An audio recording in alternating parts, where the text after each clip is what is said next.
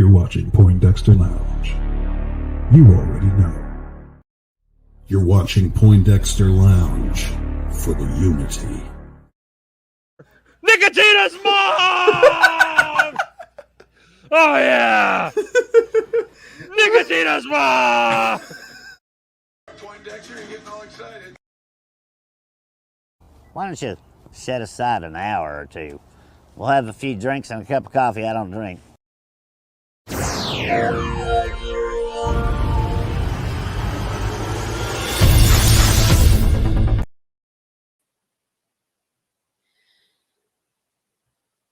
Well, I don't know what that was. What happened there?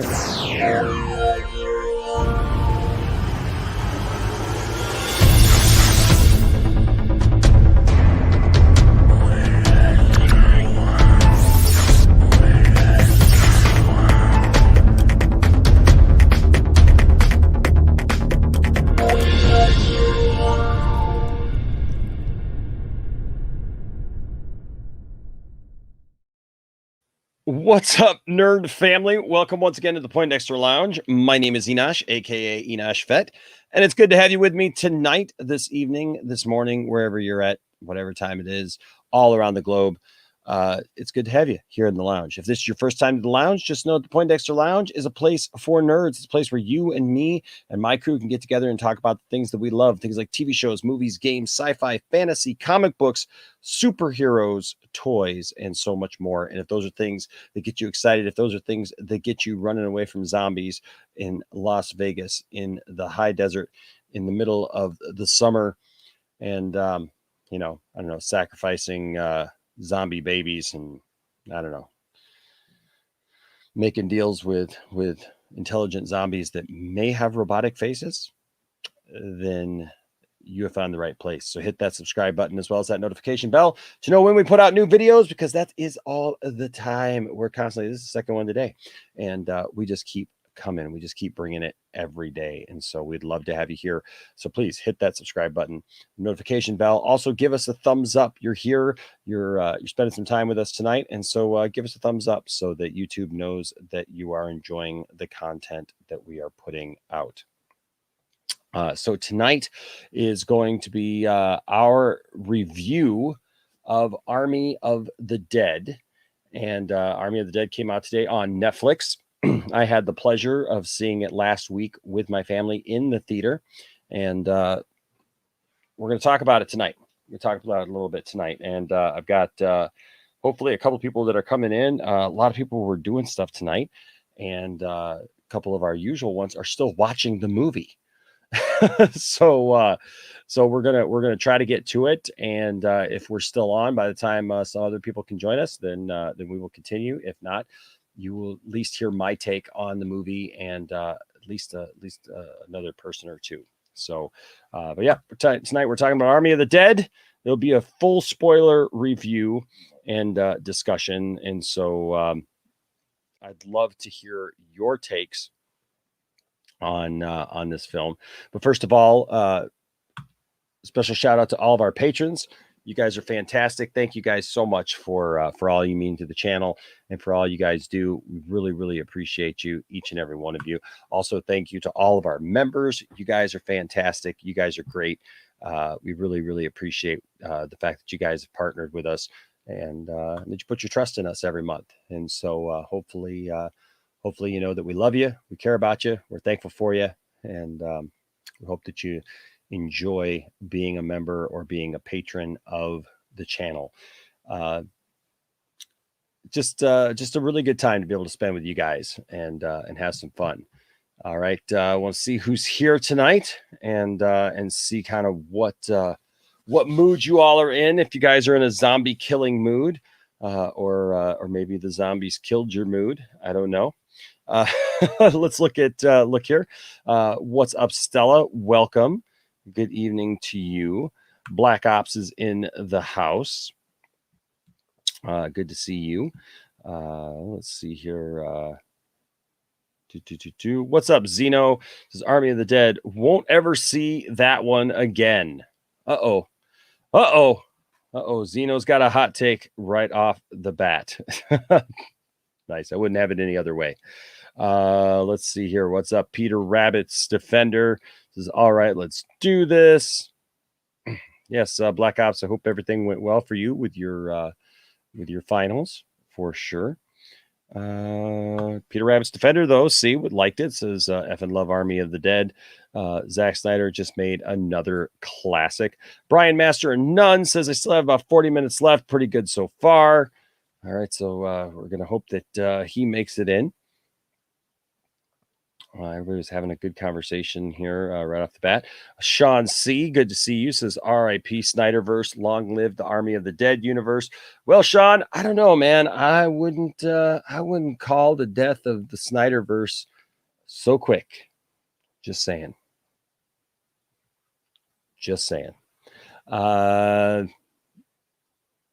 But that's all good and fine. What's up, Andrew Casali? Good to see you in here, sir. Baby Girl says Army of the Dead was fantastic, just an all-around fun movie. If the Snyderverse is dead, then let him do Army of the Dead franchise. Well, there's more we're going to be talking about for that. What's up, Bradley? Bradley Latham is here. Says, what's up, Enosh? How's everybody doing today? By the way, check your Twitter DMs. What's up, Noel? Good to see you. Says, hey, Enosh, hope you're okay. Army of the Dead is trending in Canada right now. Awesome. That's what we want. What's up, Dr. O? Says, hello, Enosh in chat. Good to see you. What's up, Daniel? Daniel M. Playlist says, enough with the makeup, Enosh. Let's go. Yeah, well, I was trying to go live, but I was trying to see who I was going to have, because like if we get ready to start the show and I start, hearing from people that they're not going to be here, like I try to, start inviting other people and stuff. And so I'm hoping that I see one person made it. And so I'm hoping Tiffany is going to join us because I wanted her to give her take on this as well. What's up, Eddie? Says, hey guys. Good to see you. Oh, my Diaz. Good to see you for sure. What's up, Sterling Silver Rose? Good to see you.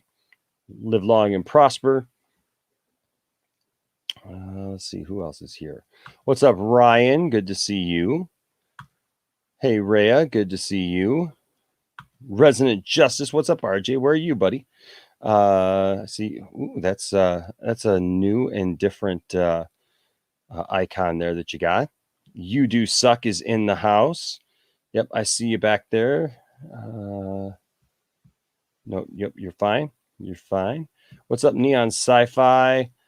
Says, hey, y'all in the lounge. Good to see ya. Ryan liked it. Ryan says, Army was friggin' awesome.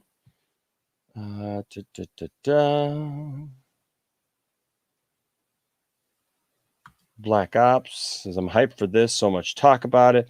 Lord Slug says, what movie had a better intro? Dawn of the Dead or Army of the Dead? Ooh, that's a good question, isn't it? Maybe we can jump into that tonight as we talk about it. Matt Jarbo is in the chat. He's out delivering tonight. He's out driving. Ryan Hartwell is in the chat. Good to see you, sir. Bell, good to see you. Says, sorry, Enosh, I gotta go. I haven't seen the film.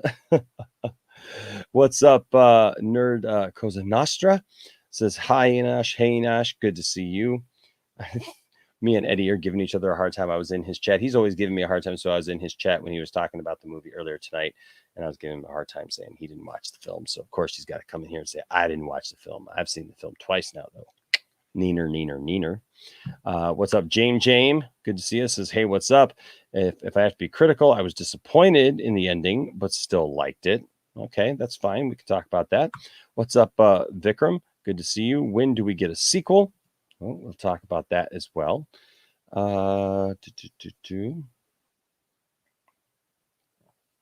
Everybody's going to have their own take on this for sure.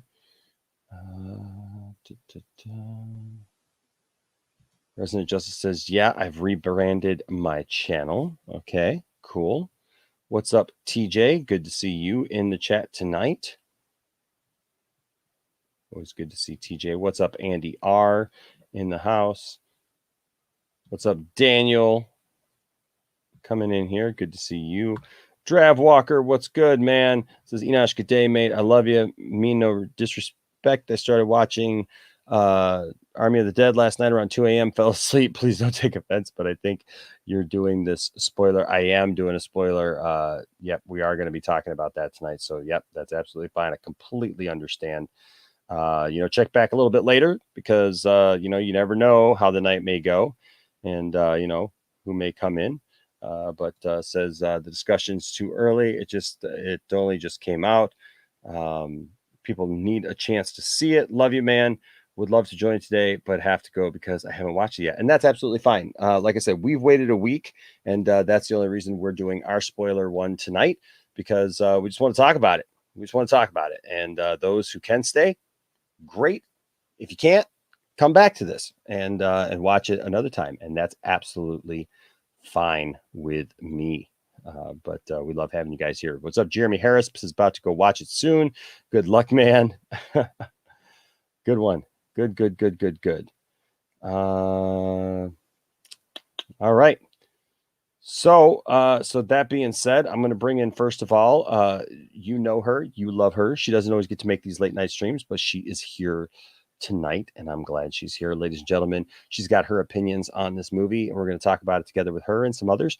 Ladies and gentlemen, welcome to the channel. She is no stranger to the channel because she named the channel, and she's a huge part of what we do here. Ladies and gentlemen, the lovely Tifftastic. What's going on, Tifftastic? I'm doing Tifftastic. It's Friday, so I'm good. We get to watch more of more Army of the Dead this weekend now that it's on Netflix. That is Tifftastic. That is definitely Tifftastic. So we can watch. I mean, we can watch Dawn of the Dead too. We can watch it. We can just watch it all. I just want to see more of Army of the Dead. So I just want to see it like 10 more times, like Batista did. There you go. He said he's seen it 2 or 3 times in the theater and about 10 times on Netflix. Heck yeah. All right, and then also here with us is DL Vince. What's up, DL? Good to see you, sir. What's up, Enosh? What's up, Tiff? What's up, Hey, Extra Lounge? Good to be back. Yes, always good to have you here. How's your relationship? Everything still good with your girlfriend? She's not too mad at you for some of the ribbon we give you here? The fact I'm here means everything is good. I'm still alive. So all right, good. And we had some other people join in, but I don't know what's going on. They keep popping in and out. So hopefully they get whatever issue is they're having. Hopefully they get that worked out. But this is what we got so far, and we'll see who pops in. As the night goes, you never know what's going to happen around here. So or who's going to join or what might happen. So this is our discussion time for this film. First of all, I guess just asked everybody, like, what your initial thoughts were. Tiff, what are your just initial thoughts of the movie after having seen it last week? Well, my initial thoughts were a little different just because we got to kind of meet some of these people and listen to their panels during JusticeCon before we even got to see the movie, which was great. I thought that that there was like so many great people that I wanted to see, how they responded in the movie, and that's why. I just thought it was really good after watching Dawn of the Dead about a month or so before. It kind of, it's not like it played into the same storyline, but I just thought it was in that same vein. It was cool to kind of see how everything kind of got, they got smarter, they got faster and, stuff like that. So just to see how that storyline went, I thought that Dave Bautista had great acting chops in this. It was so good that as soon as we left the theater, I couldn't wait to see it again. And so that's why I'm actually really excited that's on Netflix, because I want to see a couple of things that, I thought, well, what about this? I want to see this again. So the fact that we can actually pause it now, I'm excited to actually watch it again this weekend. Heck yeah. All right. Let me move here. I want to welcome into the channel. This is his first time here. Longtime friend in the chat. And so we want to welcome... hopefully his internet holds up. But ladies and gentlemen, welcome to the Poindexter Lounge for the first time. Bradley Latham. How you doing, Bradley? Hey, what's going on, guys? Good to see you, man. Glad you could join us tonight. Yeah, my internet sucks. The only way I can see the stream as if I watch on my phone at the same time. So Gotcha. Well, you're in here now, so now you don't have to watch it because you're part of it. So there you go. All right. What's up, DL? So DL, what are your just initial thoughts, man? Okay, so I am a zombie movie fan. I've seen most of them. I did see Snyder's remake of Dawn of the Dead like a long time ago. I liked it fine. I don't watch it as much as Snyder's future work, but I thought it was a solid zombie movie. But I was always interested to see him come back to it now. I was excited for it. The trailers got me hyped. I thought, since he's going to be unshackled, he's directing, producing, writing, like everything, like unhinged Zack Snyder. I was like, let's see what this is, man. This is going to rival the quality of the Snyder Cut. I am pumped. So after watching it, I'll say I liked it. I had a good time with it. I didn't love it. Because I felt like, I loved the cinematography. I love the action sequences, and I really like the characters. But I felt like the story was a bit all over the place, in my opinion. I felt like there was just a lot of ideas that Snyder had that I didn't feel came together as coherent as it should be. Like, there's a lot of interesting ideas that he has in this movie, but just it didn't all come together, in my opinion. I don't know. It wasn't that focused, in my opinion, but I did have a good time with it. I liked it. Well, DL, just calm down, man. Calm down with the anger, man, and the rage. Can you just rage? Come on, man. So disappointed. It's not awesome. Calm down. I can't deal with it. You let me down. We're gonna have to ice you down.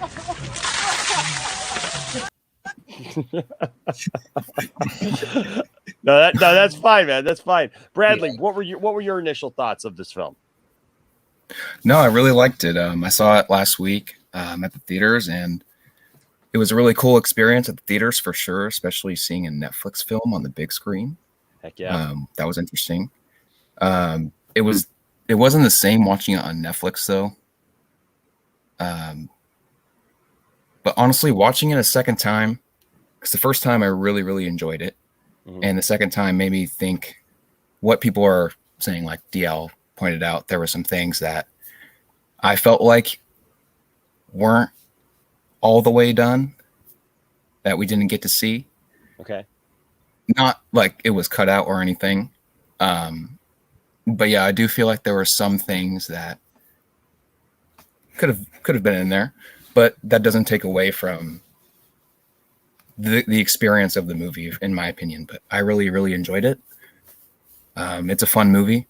I love zombie movies. Gotta love Zack Snyder, of course. So yeah, those two combined, I'll settle that. I'll settle for that any day. Cool. For me, like DL said, like I'm not a big zombie movie guy, there are zombie movies that I like, and then I notice that, like, when I say I like a zombie movie, somebody will always chime in and go, well, that's not a real zombie movie, or I don't get into like the whole difference between like this is an infected movie versus a true zombie movie, or this or that, I don't know. There's people, I guess, who can do that. I was not into The Walking Dead. I did not get into that. My kids got into The Walking Dead. Isaac and Logan were huge into The Walking Dead. But like, I really didn't give a care about that show. That was not something that I watched.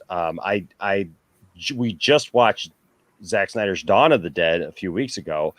And I really did like that. I really enjoyed his remake of that.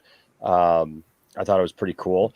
And there's different ones that I do like. I like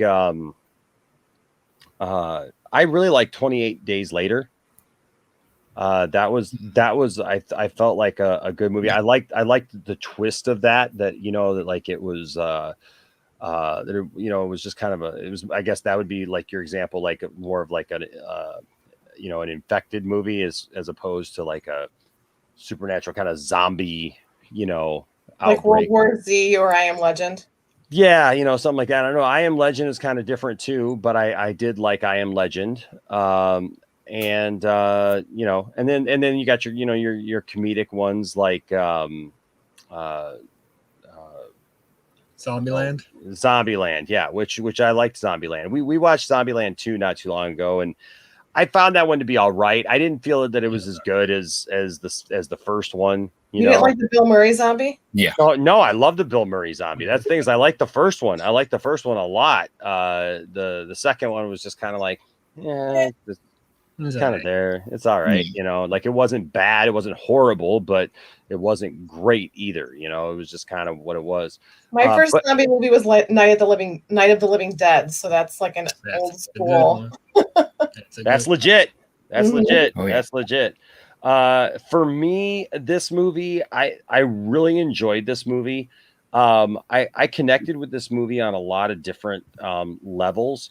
One, because I'm from Vegas, it was really cool to be able to put myself into the action of this film because literally we just took the family out there. I just took the family out to Vegas this last summer, and because none of them had been out there where I grew up, and so in taking them back there, like we were just literally on the corner of Tropicana there and Las Vegas Boulevard, right there where New York and the MGM and Excalibur and the Tropicana are. That's where, right there is where all this action takes place, like right when they walk in.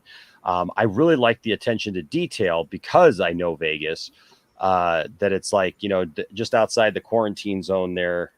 Just outside, I should say the blocked off, version of the city.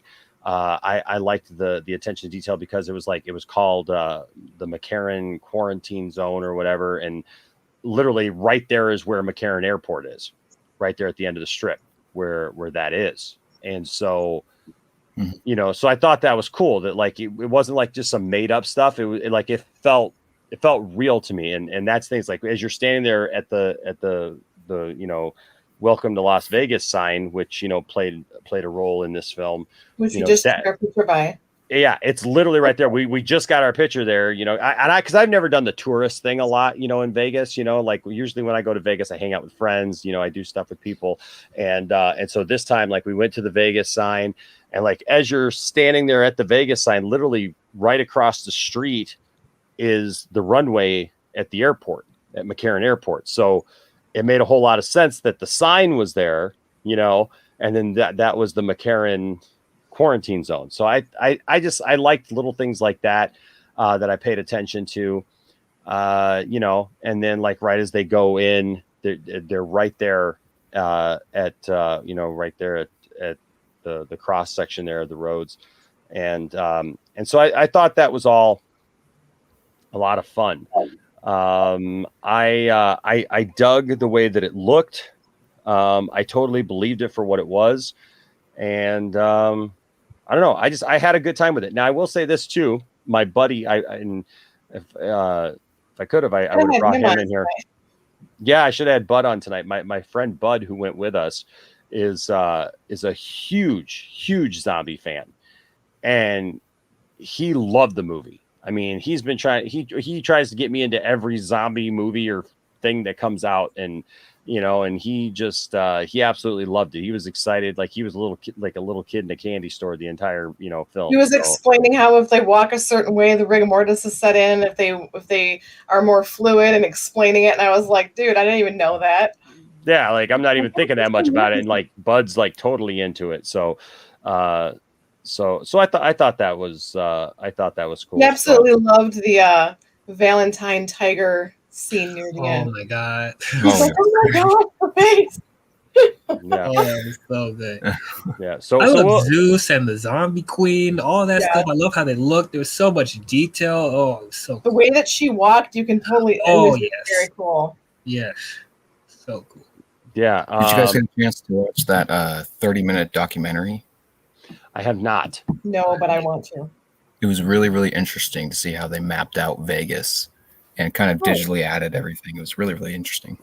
Black Ops here has an interesting comment. Says, that's what I wanted to hear, how someone from Vegas feels about seeing their home place represented in the movie.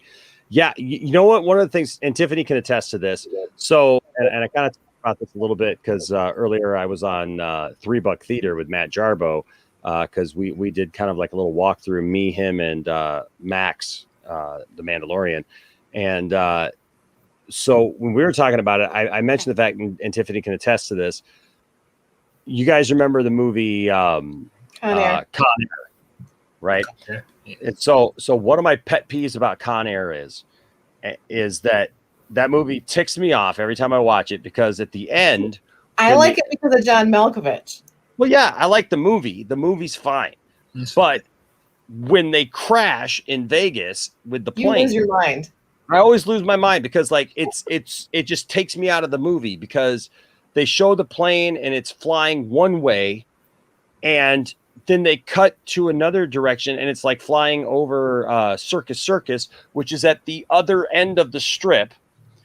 And then when they cut back, it's back on the other side of the strip. And so it's like it just keeps bouncing back and forth between like 2 Which miles. Makes sense though, because when you took us downtown, you're like, okay, now see from the movie, this is where it first came in. This is where it was flying. And I was like, okay, fine. I understand now, but I still like the movie. Like, this is dumb. This is dumb. It doesn't make any sense. That.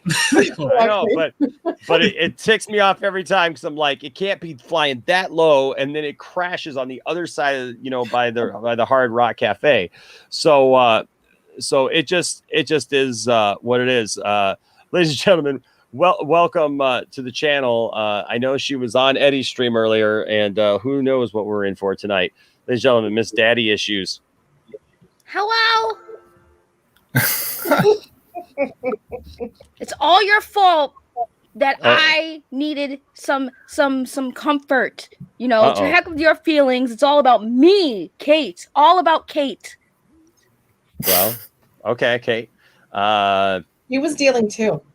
Yeah. Thank you. That's what I've been saying. Everyone's like, no, he should have been there for his daughter. She was a full-grown adult pretty much at that point. And what about Daddy? Why doesn't Daddy get no love? He's the one who had to put his wife down. Like, come on.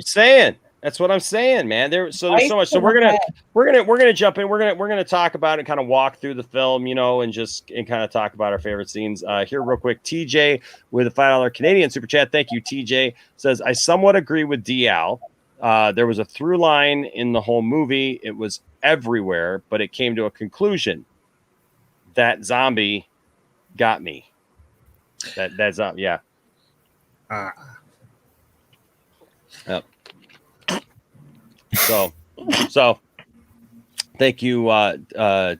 TJ also here with a $2 Canadian super chat says, for me, a solid 7.5 out of 10. This movie will get a sequel. Well, first it's getting a prequel. That's the next setup for sure. Is that it's going to get a prequel, and we'll get to that in just a second. Ryan Hartwell with a $15 super chat. Thank you, Ryan.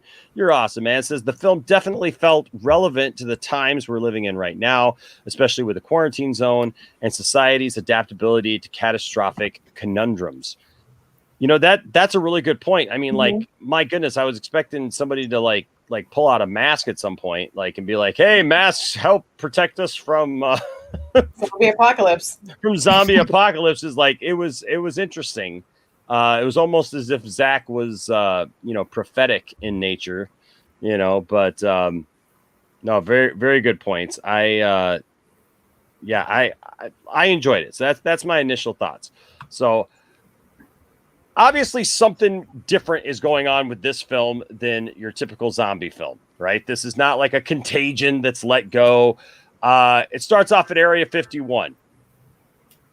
My initial thoughts, obviously, it's alien in nature. Does everybody pretty much agree with that? For sure. I honestly didn't get that at first. Okay. I'll be honest. So this is probably a controversial statement. I'm not talking about the opening credits, but the setup getting to the opening credits, I thought that was kind of clunky. I'll be real honest with you. Just because, whatever, the just married couple, the wife giving the person head and then they crash into each other. Okay, that's dumb, but it's whatever. But it's the fact that the military people are just acting so casual about it when the person on the radio line is like, get the fuck out of there.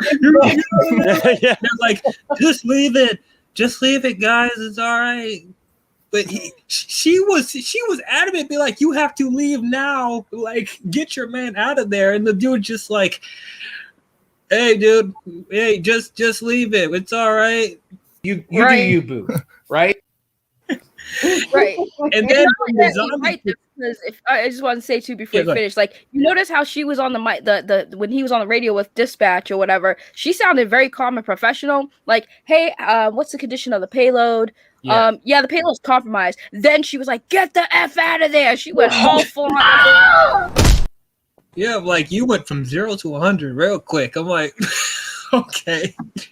And then when the zombie escapes, their way of getting a far distance is 30 to 50 feet away. They're like, okay, yeah, that's far enough of a distance from a zombie that just ate my partners just a few seconds ago. But if we go 50 feet away, that's enough, right? That's cool. Nope, there it is. Ripped your jaw off and blah, blah, Well, blah. zombie got him. Come on, guys. We should be good, right? We should be good. This is a good enough bit distance. I can only throw a rock that far. I should be okay. We should be good. He won't pay attention. Nothing. Like, Okay. Before we That get to was that scene, though, I will say this. Well, no. It's actually, we're still in that opening scene. Yeah, I'm sorry. Okay, this is before the montage. So, yeah, I get what you're saying. It did seem kind of nonchalant, about like kind of how they. I mean, first of all, they were in like a major accident. You know what I mean? So it's like.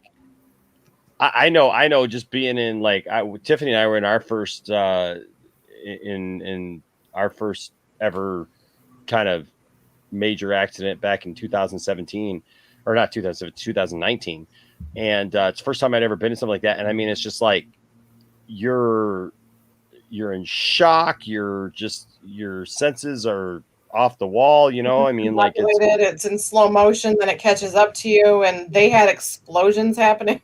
yeah, that was a pretty significant explosion. I was expecting some people to freak out or get a bit traumatized by it, but everyone's just fine. Everyone's okay. Well, the one soldier looks at the couple in the car and he's just like, "Yeah, they're gone.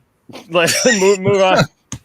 Yeah, it's like the married couple with the giving head in the car. That's the least of my concerns. It's like what happens after that is kind of like, what? Yeah. But that being said, I did like the setup, where the zombie comes out. He's obviously, that zombie was military. Zeus was military before he converted, whatever that means, like wherever he got it. And we could talk about that.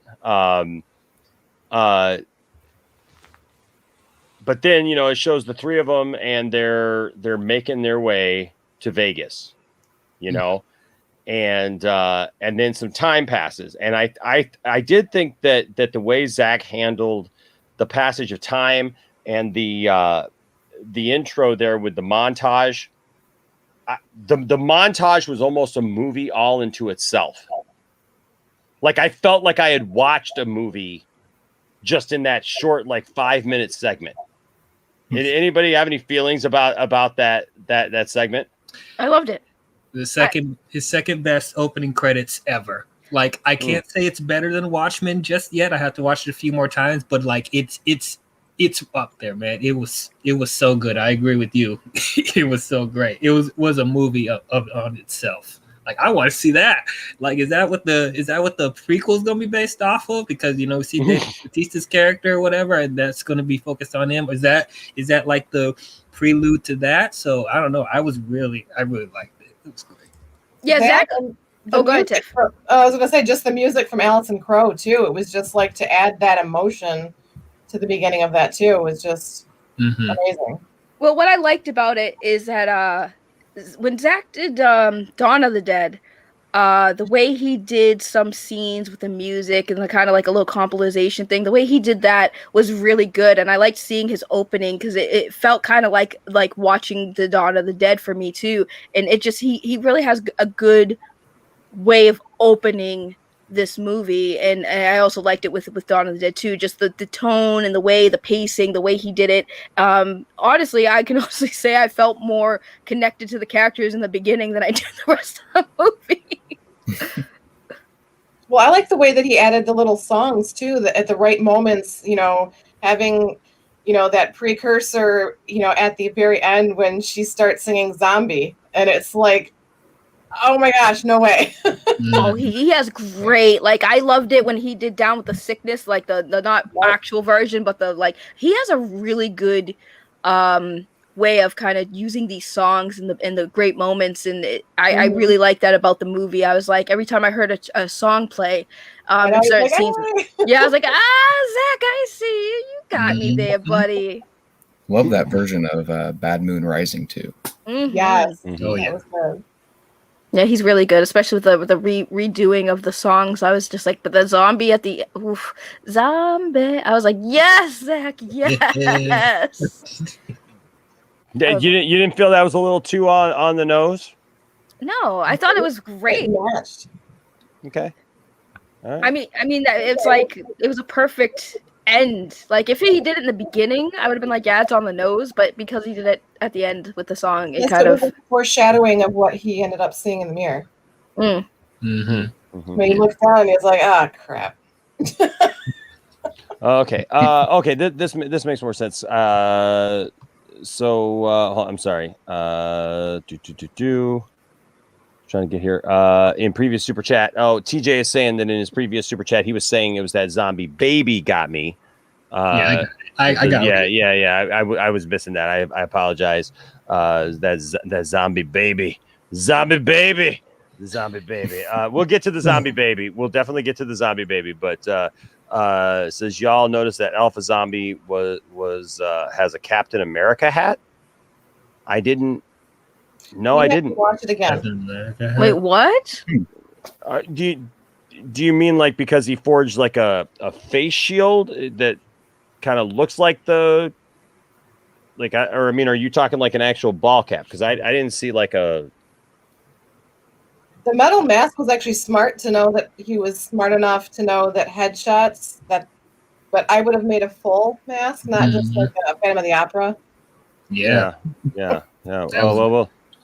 Well, we'll get there. I did not notice though about the I didn't notice Captain America hat. I mean, unless you're talking about like because he had a face shield. That one, Carlos. What's up, one Carlos? Good to see you, sir. With a $5 super chat. Thank you so much. Says love all your work, everyone.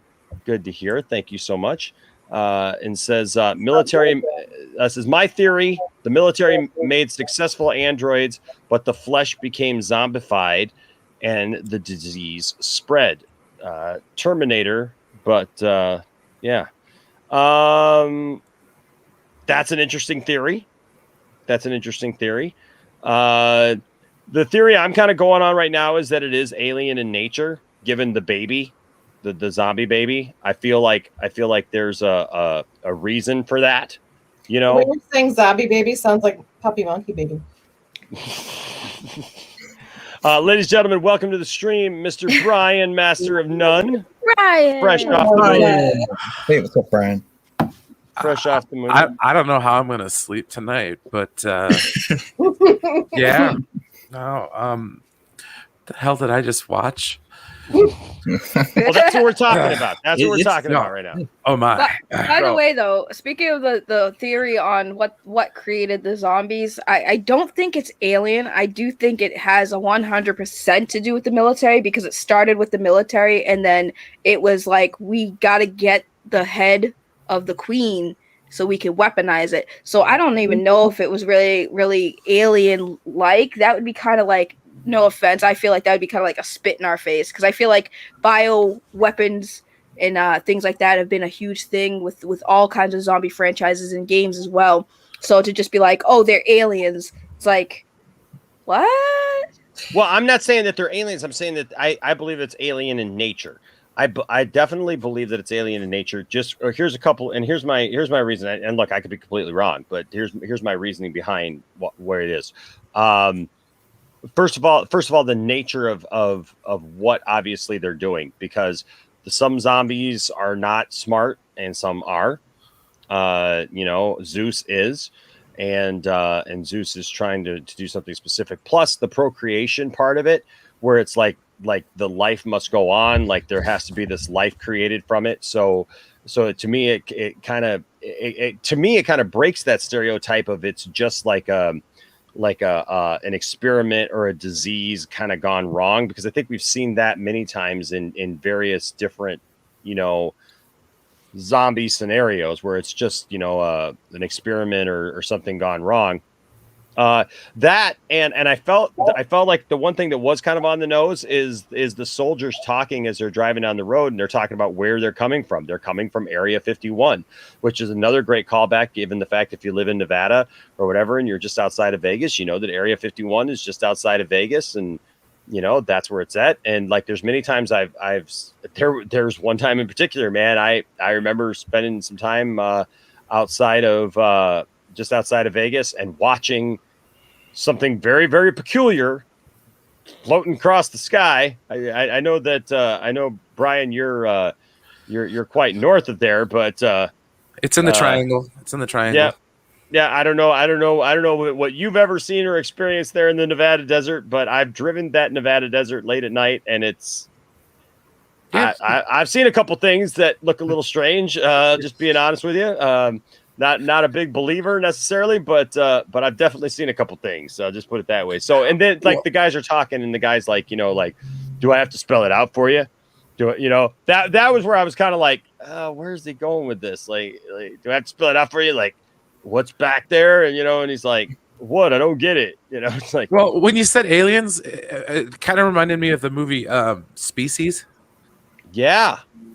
I swear it was like somebody like encountered like some form of alien, and that's kind of, I was wondering like what was with the blue stuff, like yeah, I didn't know what was that. That was really weird. I was like, wow, everything's blue, and then like, wow. Well, when they mentioned aliens in that conversation, when they mentioned they were coming from Area 51, it was kind of like mentioning aliens because that's what everyone assumes is that what they're doing in Area 51. So I figured like it was just kind of like a way of being like, oh yeah, there's aliens. We do alien stuff there. It's probably alien we're doing, like kind of like a joke, because everyone assumes that Area 51 is all extraterrestrial stuff anyways. So but I still don't think they're aliens, and if they are, I don't like that idea. I think it's kind of like a stupid idea. And also when you were talking about Zeus, I think that bothers me too about the zombies.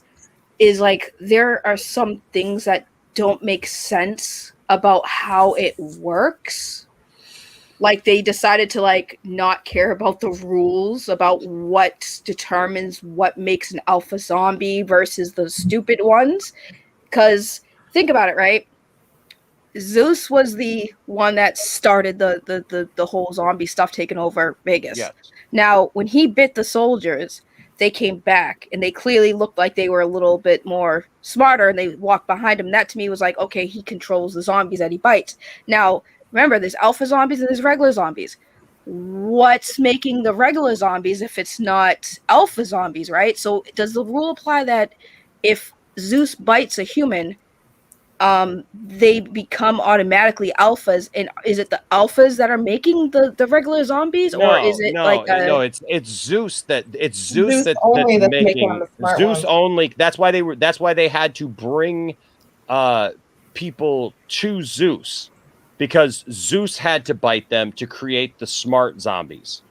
And then anybody else, even if it's a smart zombie, it's not an alpha zombie. It's just a higher version. Yeah, just a higher form of zombie. But when they would bite people, they would just become the kind of the mindless drone zombies. Okay, so it is like the thing where he has to directly bite them, and then if they become alpha zombies, they're the ones created super. That's what I thought, but it was just like, I was confused because it was never. Yeah, and we'll get to that when they bring the guard, like because they kind of point that out during that. But during that opening segment though, like I thought that opening segment was so cool because like I said, it felt like a movie unto itself. There were characters that I started to care about who never even uttered a word in the movie, like that one lady and her daughter and like all this stuff. I mean, like she dies. My goodness. I mean, they dropped the containers on them, you know, like they're at the end when they're sealing up the city. My And jaw dropped when, well, no pun intended. My jaw dropped when I was like, holy shit. Mhm. I know. I was like, what the heck? Like, I'm sitting here thinking, well, okay, she's going to be a part of the movie, you know, like she's fighting alongside of Batista. And I mean, like, she literally goes from house mom, like, you know, like to shooting those people in the face, you know, in their car, you know, because the guy, yeah. And so that was just crazy, man. And then she's just dead. Like they just squash her, man. I thought she was gonna be the queen. That's what I thought. I thought she was the queen one. Then got squashed. Yeah, that's why when I saw that scene when she was there with the kid, I thought she was gonna push the kid away. Like no, but she just like, okay, you could die with me, and I was like, oh, great, okay. That was a little weird, but then I thought, well, maybe that's that she becomes the queen zombie. But when the thing came down, I was like, oh, okay, so she, what? Okay, well, she's okay. It just told you right off the bat, don't get attached to these people. Yep. That's the tagline of this movie. Don't get too attached. Don't get too attached. That's what I always Before dislike James about Gunn. these kind of movies. It's like you almost just want to be like, all right, who's the one person that's going to walk away from this at the end? Because it's usually there's like one or two people in most zombie movies that survive, and it's like. I mean, Game of Thrones made me numb to realize I shouldn't get attached to people. So, because you get attached to characters and like 2 episodes after that, they're gone. You're like, oh, I just started to love you. Why are you dead? What happened? See, it's emotional extortion. Yeah, that's what they do. TJ asks, was the new alpha zombie the soldier?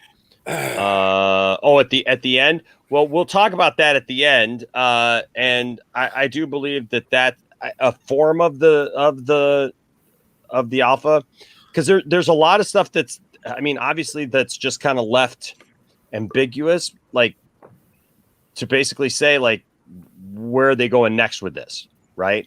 Like, so he's down in Mexico City at the end, and is he an alpha now? It was there, like I even mentioned on Matt's stream, like, well, was there like some backup plan that Zeus had, that like, because you notice when he fights him, he doesn't just kill him, and he doesn't just straight up bite him, right? He fights him.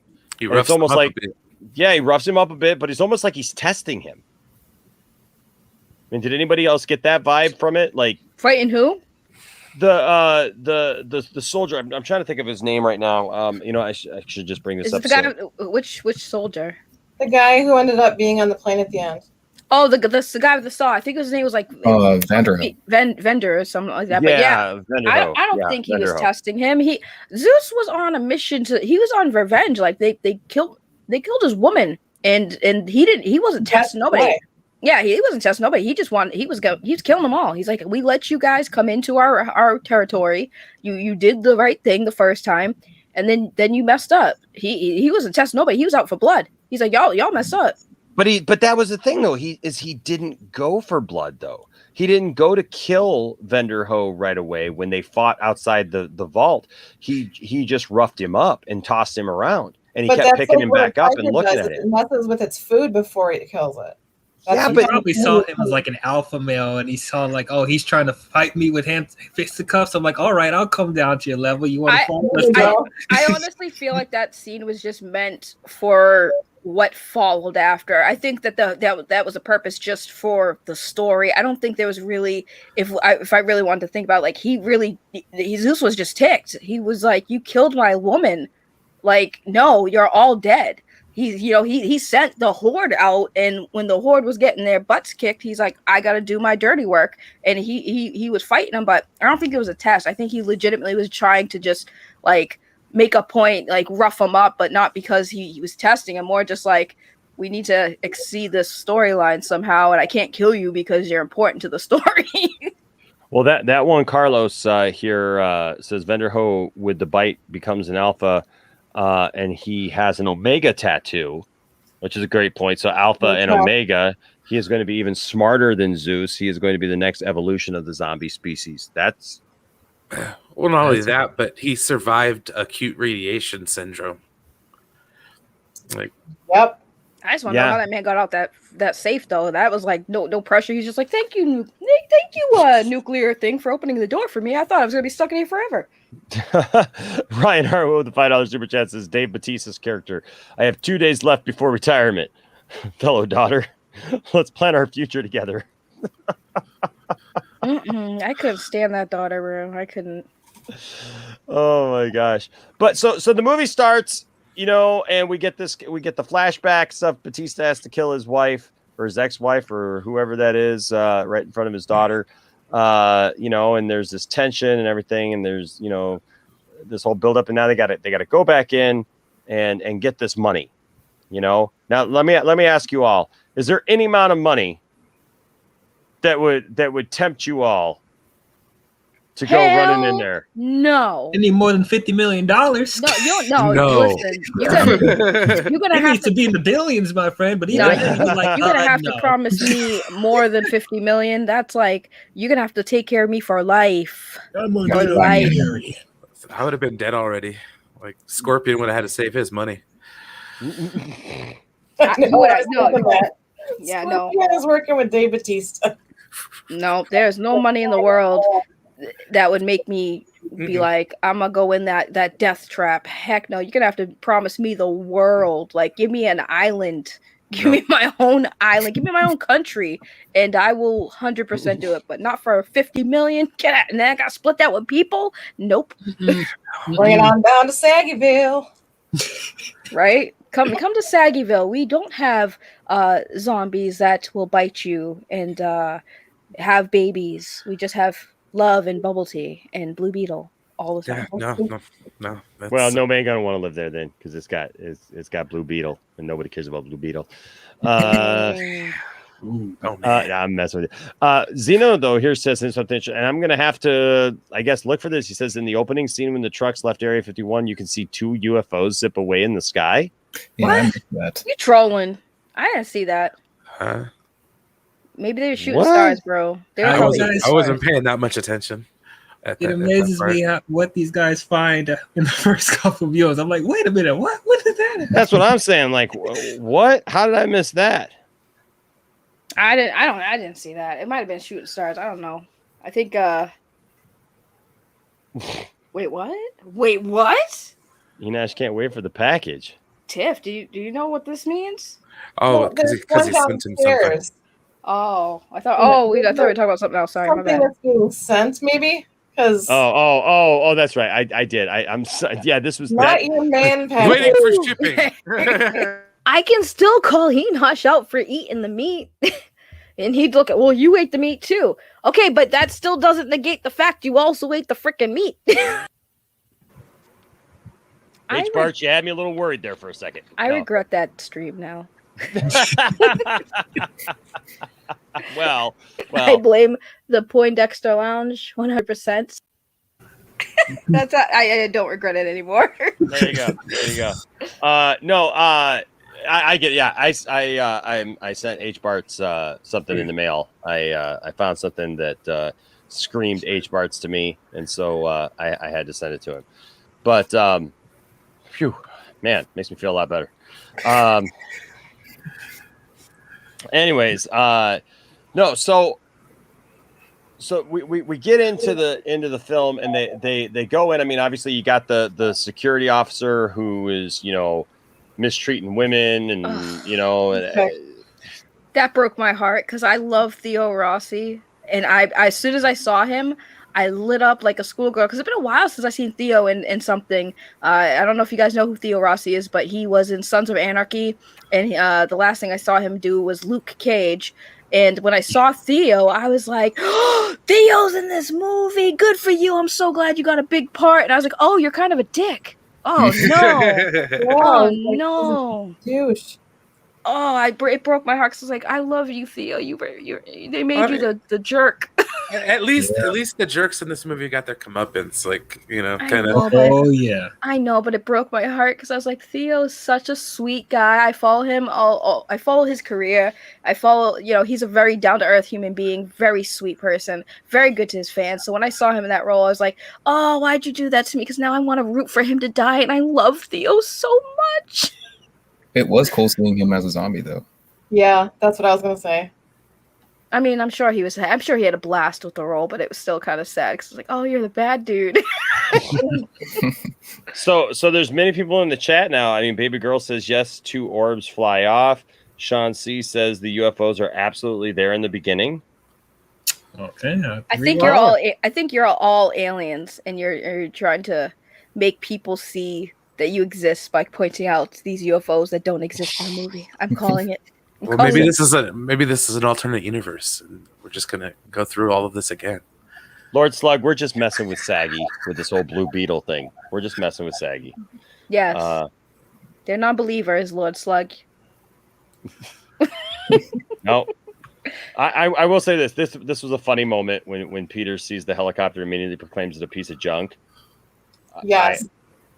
I laughed audibly. It'll make 0.5 past Right. That's what I kept thinking to myself. I was like, oh man, they just lifted a Star Wars line. That's cool. Like I made some modifications myself. I love Tig Notaro. Every scene she was in, I was like, because I loved her on the ladies panel when she was on Justice Con. So to see her, I was like, I need more of her. Oh, I loved her. She was the only character, because people ask me, like, did you care about any of the characters? Like, I cared about the pilot. She was the only one I cared about, and I was like, please don't kill her. I like her. Can we keep her? Sassy. Let's do it. I loved her. She had a great role. Her character was so awesome.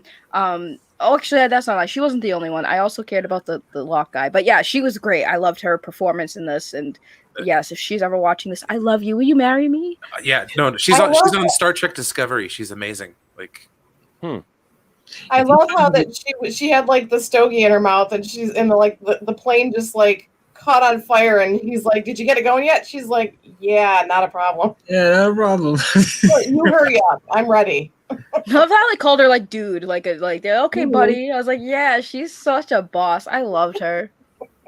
So TJ here says with a $2 Canadian super chat says just went to check it out. Yep, 2 UFOs flew away. Here's where right. You gotta watch something more than once and twice maybe. Like, I mean, oh my gosh, like, right? Like sometimes you're so focused on one thing that you totally miss something else. Because like I completely missed any UFOs flying anywhere in this movie. The first time we saw it was in the theater, so you were just like, oh my gosh, we're in the theater for the first time in forever. So well. Yeah. Okay. Yeah. Well, so okay. So our team gets assembled. They're all getting various amounts of money. Keeps getting smaller and smaller. Keeps getting smaller and smaller, and Can I say one thing? Tig Notaro being digitally added, it was seamless. Like, yes. Like if you told me she was digitally added, I'm like, no, she's not. She was there the whole time. Like, they did a great job with that. She was digitally added. Yes. Yeah, she was replacing the I forget who the original actor was because there was some allegations towards them. So they literally just replaced that actor with her. They literally digitally added her into the movie. It's crazy, man. It's crazy. Ryan's got the trope down. I'm sorry. What was that, Bradley? Wasn't it Christy Elia that was supposed to be in it? That's his name? Yes. Guy, he was. Yeah. What was he in? He was in that. He was in that old sitcom with Courtney Cummings. Is it? Yeah. Is it Courtney Cummings? I'm not sure. He was in another show called You that was really, really weird, and then that stuff came out about him. That was very odd. Yeah. But we've got this group of people, and man, so you got Maria, who looked like was going to be a love interest for Batista, for Scott Ward. Ooh. That didn't work out so well. You got Dieter. Who I love I ended up really liking Dieter. I like Could Dieter a lot. Welcome to Sprockets. Yeah, that thing was a head turner for her, right? Yeah, right. Ryan's got the trope down here. It says the first 30 minutes of the movie, you son of a gun, I'm in. Just when I think I'm out. I was like, the only thing I was missing was an Arnold and Apollo Creed, from Predator. Yeah. Don't let me. So you got Tig Notaro's Marianne, and then you got Kate Ward, Scott's daughter. You got Gita and Tiffany. Who is it? Isn't that who you're Samantha Wynn you're going to be interviewing Samantha Wynn in a couple of days on League of Mayhem. Nice. Mhm. That's awesome. Heck yeah. So that's cool. You had Lily. I really liked her character. I like some of that dynamic. The mom goes in to, try to secure some money for her, her and her family getting away, and there's just all this, pressure to go, by Kate to go and save her and, make sure she reunites her with her kids, which I know when we were on Matt's, cast, it was kind of said that, man, the mom really gets the worst of it, doesn't she? Like Gita really gets the worst of it, man. She goes in, she disappears. Like that's the whole reason Kate goes in. All these people go in to go save her, and then she ends up dying in the helicopter crash at the end. Damn zombie movies. I know, man. Get your hearts. then you had Garrett Dillahunt as Martin, the security guy. What did you guys think of him? I mean, he was a Terminator. He plays bad guys so well. He plays just jerk bad guys so well. He was a Terminator on the Sarah Connor Chronicles, and I just loved his character. What did you guys think of his character? Which one was that? Which one was that again? That was the security guy who went along with them, who ended up cutting off the head of the. Okay, yeah, that's what I thought. That's what I thought. I knew from the beginning he was going to betray them. Like the moment he came on screen, I'm like, yep, he's going to betray them. He's going to screw everyone over, and that's what happened. I'm like, God, dang it. Yep. You knew it was coming. Punch him. It's just it was his face. He has a punchable face. That's his face in real life. Sure does. I just like how he got his though. Thursday when I saw it. So that tiger. Had a hater with his role was very predictable.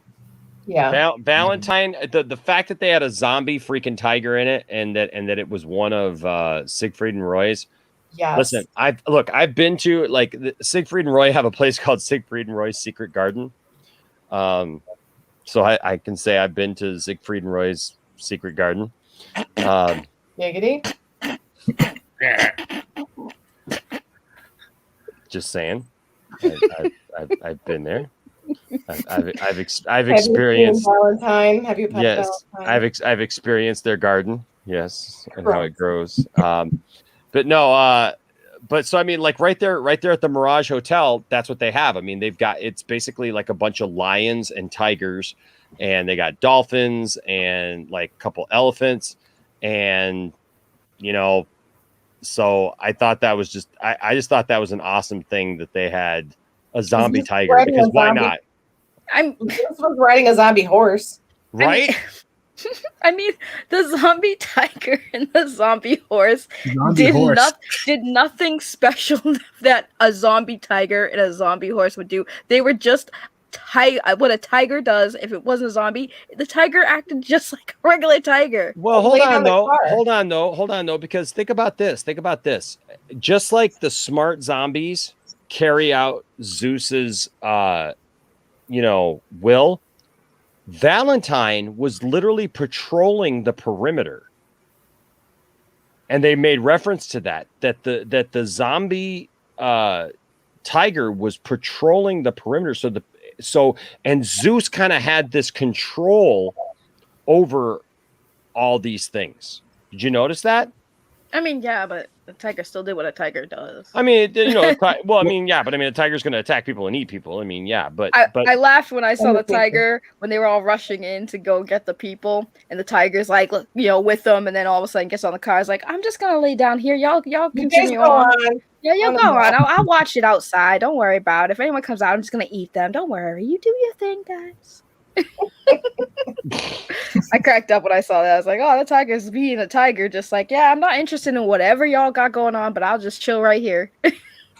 Now, what did you guys think though about the idea of them making a trade, like of there being like a hierarchy within there that like they could make a trade to actually like kind of have passage into the kingdom of these zombies? I mean, I think it's just something that kind of it does change the, I don't know, the kind of the old school thinking about just zombies as being like these mindless things that just kind of run around just try to kill everybody, that it's like you can somehow negotiate with them and like give them a peace offering.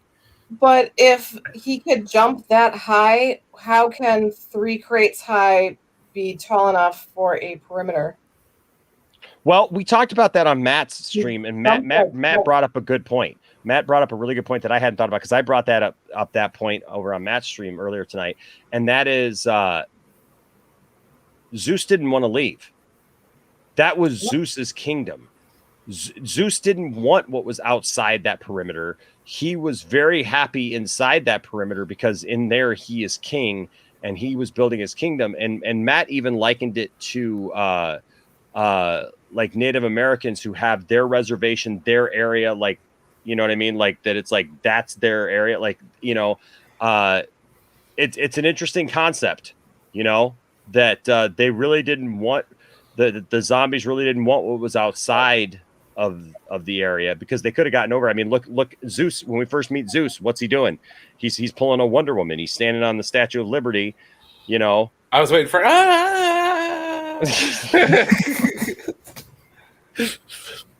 Yeah, no, that makes a good point, because yeah, it did seem like Zeus kind of just didn't want anything to really do with the outside world, which is interesting, because having that whole trade thing, I think the main point was that to just show that these were zombies that were organized and they had a system, and as long as you respected that system, you were fine. Like, yeah, they couldn't control. And here's the thing, they really didn't intervene. They were just like, you know, if you're in my territory, like, just don't mess with us. You do your thing.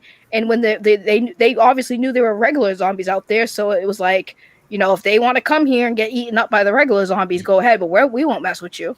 And it was just like a show of respect, I guess. When you know, that too, it was like a mutual respect that was really weird.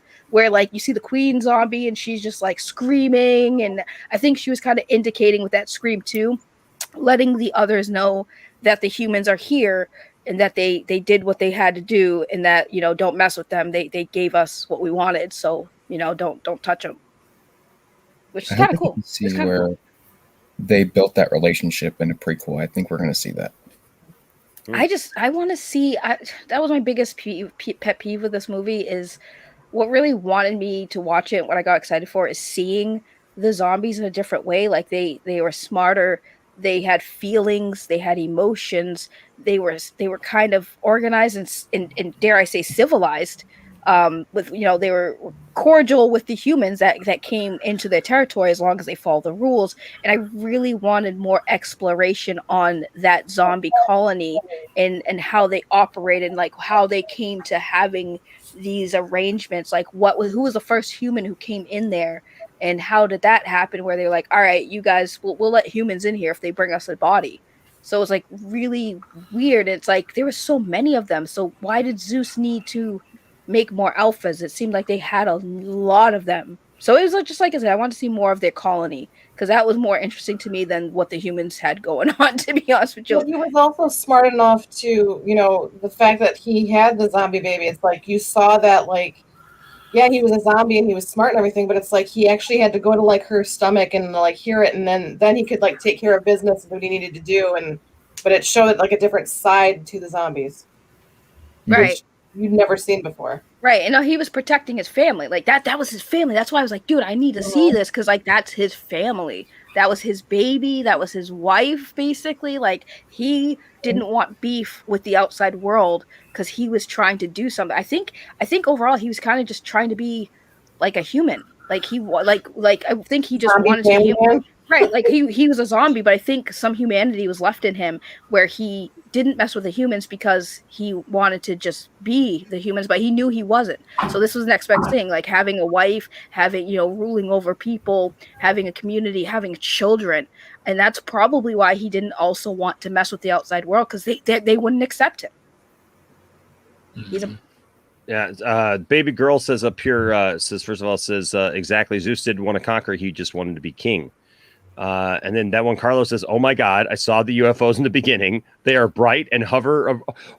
DL, I'm right there with you, man. Like, I'm like, how the? Do I need glasses or something? Right, I went back and I didn't see it either. What exactly at what timestamp did this happen? Because I went to go look. They are bright and hover over the compound and then shoot super fast. We're all worried about the blowjob at the beginning, apparently, and other people are seeing UFOs. I'm just saying. This man did not just say that and then highlight his wife like that. No, I'm saying Tiffany was more concerned about that. Obviously, Tiffany did not see the UFOs. That was a very awkward transition. Tiffany did not see the UFOs. Neither did I, but they were bright and yellow and hovering over the compound and then shoot up super fast. Then you hear a thunderous sound as they break the sound barrier. Okay, wait a minute. That's something we would notice. Like, how did I don't know where y'all seen this because I just went to go rewatch it too. That's why I was like, while we were on stream, are we being trolled or are you guys actually? Like, here's my thing about that though. It's like if Snyder wanted to hint at aliens that much, he should have just made it more apparent. Like all these ideas between the aliens and the robots and the wait about the robots. We got to get to the robots though. Okay, but I won't go too much into that. But it's just like he's so subliminal with that type of stuff. That's why it doesn't feel coherent. It just felt like Snyder just took everything that came up in his head about what would I want to do with zombies, and he just put it in there without any rhyme or reason some of the time. All right, thank you guys for the timestamp. I just saw it, and yes, they are right. There are two lights in the back that do shoot off at the sky. Yep, they are. They are there. 50 seconds in. Actually, it's exactly 40 seconds in on the scene. You see two lights in the background, and then they just storm. One storms off, and the other follows. Yep, they are UFOs in the background. Yep. Well, there you go. I thought I was bugging too. Must be shooting stars or something. And we lost him. Oh, dang it! He was here and now he's gone. I had Jarbo here. I was trying to bring Jarbo in, but apparently I lost him. Hopefully he pops back in here. Justin Proper here, the $5 super chat says, "I haven't seen it yet. Saw the Evil Dead trilogy, and they were all really weird." Evil Dead trilogy is like that's classic, man. Especially Evil Dead 2. Especially Evil Dead 2, and that's. But fun. Oh, but fun. Okay. Says, but I didn't like 3. You don't like Army of Darkness? Army of Darkness this is not Army of Darkness, dude. This is Army of the Dead. Yeah, I think you're getting your movies confused. Yeah, two separate franchises. I think you missed them. I think isn't Evil Dead like zombies or demons or something? Gotta love those casual moviegoers, man. They're confusing Evil Dead with Army of the Dead. It's demons. Yes, it's demons. It's demons. What's in it for the casual fan? Well, you know what? Those are fun movies, and I mean Ash is pretty cool. So, TJ with a $5 Canadian super chat says those zombies are more civilized compared to certain types of human beings. #zombie life. You know what? Yeah. Yeah. So all right, so they make the trade. They make the trade. Still, this is Tip. We're on your side if Inash goes missing.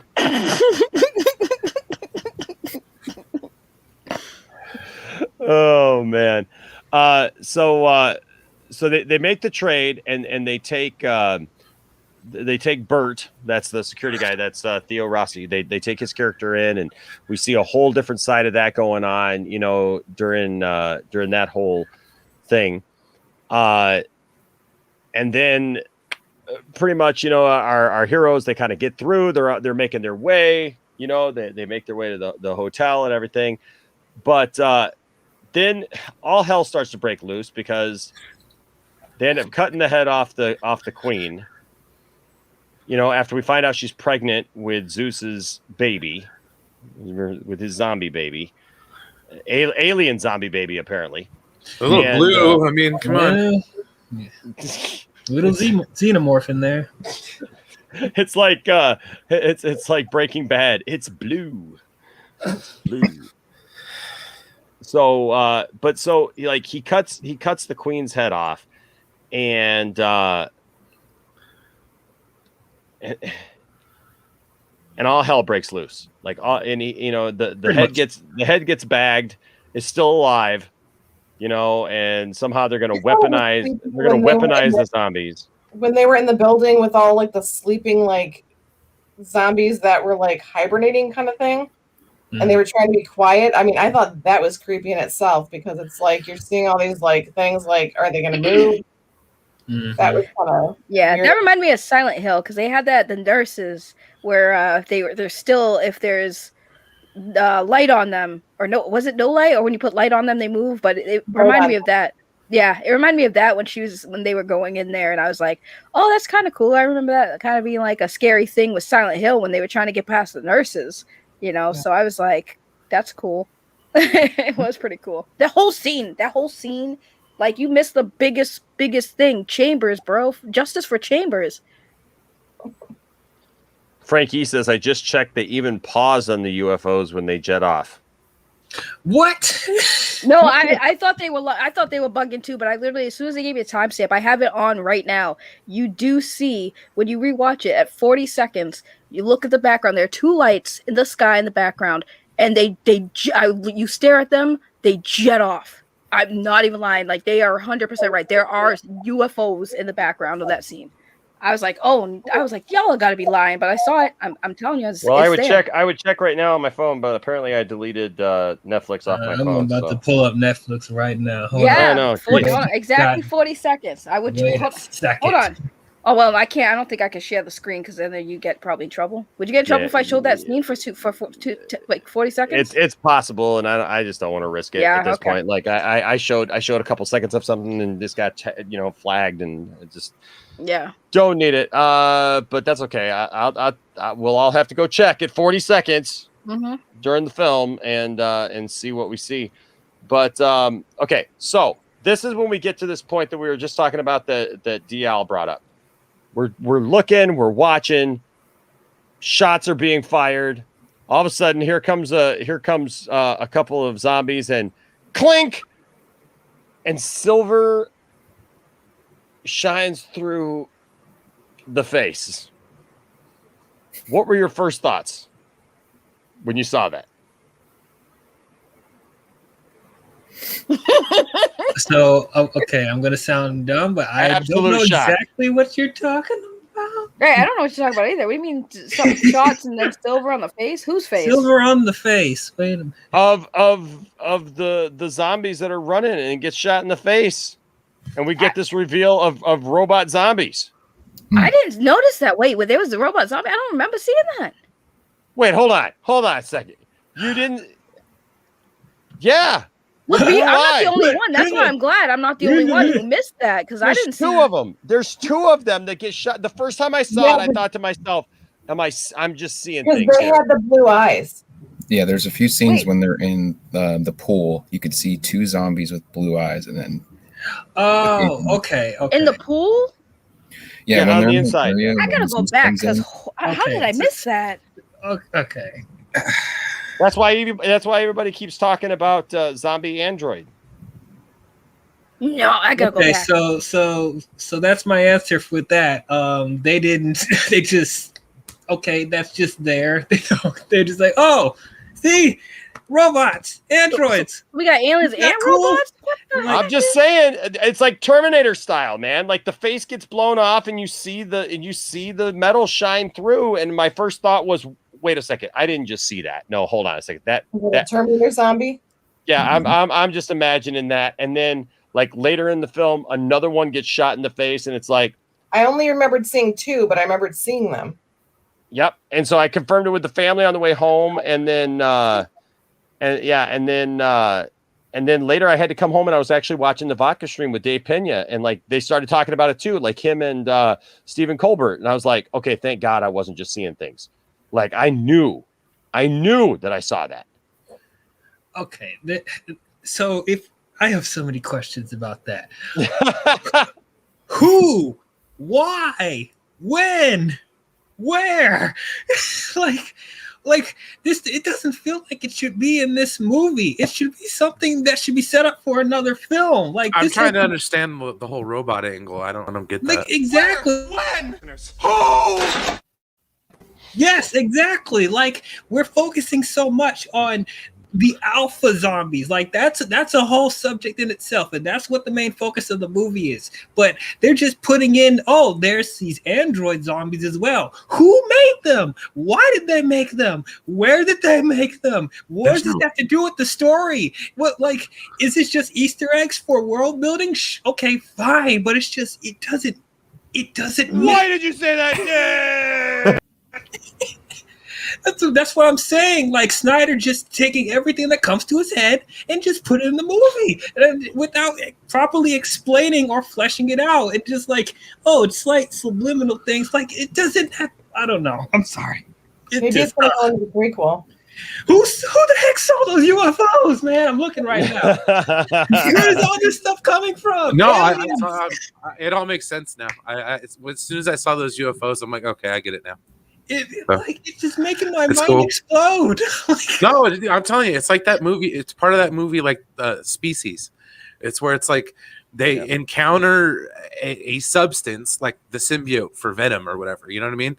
Like that controls that person's, functions, and that's what it was. But see, what I'm trying to understand though is like, was it like an essence thing? Because the blue lights when the alphas would actually die, and they weren't robots. That was just like, I wonder if that was their essence escaping them, because it was like when he's holding the baby and it's blue. Yeah, and then it goes and then it turns to flesh tones. So that's why I'm like, that the alpha or the main dude Zeus had to be the one that chose and transferred that essence into other people. Yeah. Well, holy shit, they're right. Okay, screw this. You guys go ahead, talk amongst yourselves, discuss whatever you. I cannot be the only one on the panel who has not seen the freaking UFOs. So give me 2 seconds. I gotta go check this out. First of all, Justin, we got the joke, but we didn't realize you were joking. We knew what you were referencing. Thank you for the $5 super chat. Says none of you got my joke from earlier. I'm kind of disappointed. Now, were you joking, or are you just trying to cover it now with $5? So I just went back because I wanted to see what you guys were talking about with the zombie androids, and the scene where homeboy it reveals, haha, you guys are screwed. I'm locking you in here. So when they're fighting, when the zombies come in. The first time I noticed it, because I was looking through, I'm like, what are you guys talking about? So at one point, the dude with the ramen hair color, the YouTuber dude, when the zombies come in, you see him shoot at a zombie, and the zombie kind of dips out behind the wall. Then another zombie comes in with the glowing blue eyes, and if you watch it very closely, when he shoots that zombie and the zombie goes back into the wall, there's a spark. That's one of the ones I was talking about. Yeah. So apparently there's zombie androids. Like, yeah, that was a spark when he shot him in the head. It sparked. It was like a explosion of electronics. You could see it clear as day. Now that you guys mention it, you go back and look. Like, yep, these are things that are happening that I did that. I looked at Enosh and I was like, what was that? But that's what I'm saying. I don't think it was a robot so much. I think it was like an alien presence that is a part of being a zombie. An alien presence that sparks like it's just got its internal organ, like electronics shot. Fritzing out. Nah, that was a robot. No, they're robots. How the hell? Okay, that makes no sense. Like, Listen. why in the hell would there be a zombie robot? That's a good question. That's a good question. Is it going to be explained in the prequel? No, that was a robot, bro. I'm sorry. No, don't make any sense. Sorry. It doesn't, but that was still a robot. That 100% No, was a robot. that movie did a good job of not taking me out of it. And if that's the case, that would take me out of it. Like that's stupid. I'm sorry. Like that is the dumbest thing I've ever heard about aliens robots. and robots. Yeah, and aliens, okay, zombies, and robot zombies are a little weird. The Borg in Star Trek are kind of like robot zombies in a manner of speaking, but like there's a difference. I mean, you know what I mean? Like, yeah, it wouldn't make sense because why would zombies be robots and have decaying looking flesh? And then, yeah, exactly. No, that's what I'm saying. It's an alien presence that escaped when they got shot. Nah, bro, that was a robot though. Look, whether it's an alien presence or a robot, whatever, like, can the movie talk about that? Like, they just go fizzle through it, like, oh, that's there. I'm like, wait, can we go back to that? What is that? I mean, can they explain that? Can they? Is it possible that the government had developed some androids that were meant to be people like cyborgs and sent them in, and because they might have had like internal human biology still attached, that the Zeus. I'm just saying that's the only explanation. Even then, it doesn't make sense because they're not human. But that's what I'm saying. They're half human. If they're cyborgs, they still have like. You know, they would explain the decaying of flesh if they still have their flesh. I don't freaking know. Why are there zombie androids? That I don't understand. That's what I'm saying. I don't think that. Your theory was also a little like out there. Hey, it makes more sense knowing that there's like freaking UFOs at the beginning. Because there's only a few of them. Like Tiff said, there's only a few of them she caught. There's like 2 of them she saw. So if it was, why wouldn't all of them have that? If it's only the 2 we saw. Like Borg nanoprobes. There you go. I'm just saying that was just like Where's the other one? There was that one. Where's the other one, Tiff?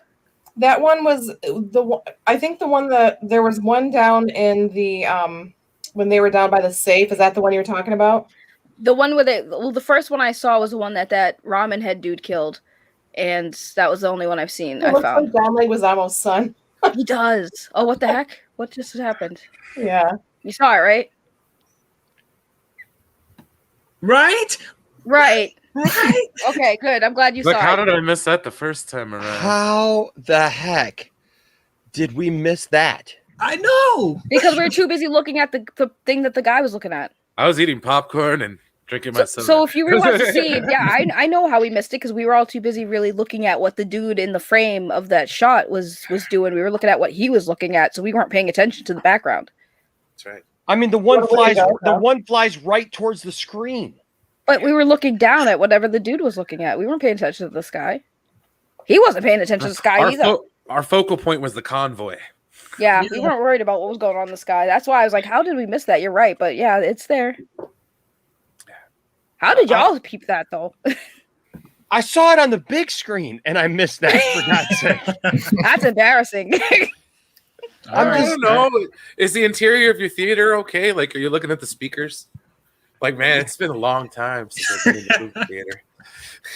Oh my gosh. I'm in absolute shock right now because I'm just like that opens up a whole new stuff I hadn't even thought of, like a whole new world of possibilities of what I'm saying. It's like alien species. Yeah. The Venom symbiote. Yeah. Well, yeah. Oh God. Hey, Snyder, you got me, bro. And the blue light is the essence. The essence. I'm telling you. It's not the essence. Those are robots, bro. That would mean that we have robots now. Either way, they didn't put that out. Tiff. I'm sorry. What did you say, Tiff? I said it. The way that he keeps saying essence reminds me of it's like a perfume. It's a Zombie Day Essence. Yeah, essence. That's why I laughed. I heard it the first time. That was hilarious. Comes on blue. Well, it reminds me then of like a Venom kind of situation, right? Yeah. Like a symbiote kind of thing. That maybe that's what the blue essence is, and that's, oh my gosh. Peter Rabbit's Defender with the $4.99 super chat. Thank you, Peter Rabbit's Defender. Says sorry for 1 hour gone. Just came back from Film Junkie with Zack Snyder. Oh, Zack Snyder's on with. Boy, I picked a great time to stream, didn't I? Right. Cruz's death scene, probably the most shocking scene, and Martin's death is so satisfying AF. Man, Yeah. well, I'm glad you're back. I'm glad you're back from Film Junkie. I mean, I totally understand. I'd probably gone over there too. I also think if they end up having a Got some sequel, questions, Zach. if they're gonna have Dieter, because we never saw him. He wasn't one of the people that we physically saw die. You know, this is a He great shut the point. door, but Okay, so this is a great point. That one, Carlos brings up a great point. Zeus actually grows hair, so he is True. technically alive. I noticed that too. Yeah. I noticed that too. That he has to be, because he did grow hair, and like again, that's why I said he is more human like than he is zombie. Like he still has. He's possessed. Oh my Yes. god! I'm gonna slap you with this essence thing. I'm swearing. I'm just saying, it makes sense to me. Like that makes a lot of sense. Android. No, it doesn't make sense, Brian. It's an android. It sparked when it got shot in the head. It was sparked. She don't know what she's talking about. Jared Leto's Joker I killing. Jared Leto's Joker killing Jason Todd made sense, but that didn't end up happening, did it? Enosh, do you believe in zombie or alien essence? There is another shot with Dave Bautista when they're coming out the casino. He shoots one in the face, and when it goes on the ground, like a quick second, you can see some robotics on its face. Wait, wait, where is it? All right, so I gotta bring. bring this guy in because he was here and he had to go. So, Jarbo, are you hearing this? I had to dip out for a few because of some delivery stuff. Now I'm in a Taco Bell line. So there's UFOs? Yes, there are UFOs. There are UFOs. At the 40-second mark in the beginning of the the freaking film. Look at his face. Okay. Look at Right his face. when the convoy drives out of the gate. I'm like, okay. I mean, I gotta watch that again. I will tonight when I get home. I'll check it out. That is definitely a revelation. Yeah. I mean, we knew aliens. That was clearly a thing. But now we don't know. Are they cybernetic aliens? Are they telekinetic aliens? Well, are they anal proby aliens? We don't know. Brian has a good point.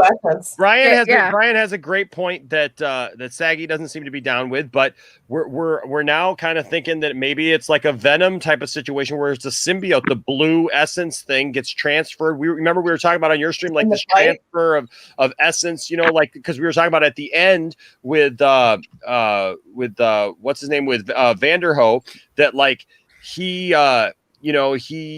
like what is he going to become, right? And so like we noticed we didn't see him because I mentioned the fact that like he doesn't get just killed straight up, right? He gets messed around, he gets tossed around, and it's almost like he's being sized up or whatever. And so that's what I asked in your stream was did Zeus have like a backup plan of like, maybe So there's a 97 Denzel Washington movie called Fallen. Mm-hmm. Where you've got they're hunting a demon serial killer. Yes. And it transfers via touch. So I mean, like that could be a thing. That could be that would be very, I don't know. That would be a little over the top in my opinion. They did have a zombie cat in that movie. Yeah. At the end of the movie, like it's in a cat, so it's like a demon cat. So it's from Jersey. And but yeah, I think that'd be kind of fascinating to see if that's the case. I want there to be more. Was Zach over on Film Junkie? Yeah. Okay.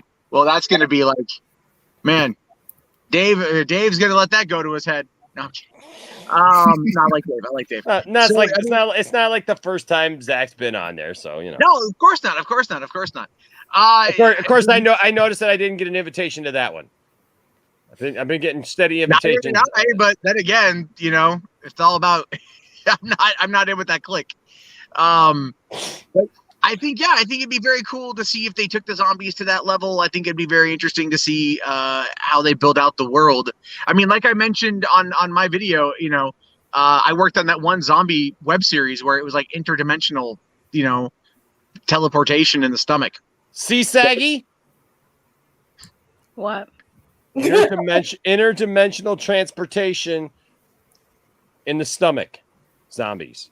It's weird. Stupid. It's a weird thing. It's a stupid thing.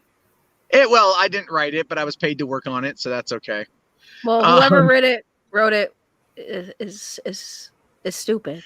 Like I said, I had this huge thing for Natasha Henstridge. So like Species was like my jam. Okay. Like yeah. I bet it was, Brian. Yeah. Species 2?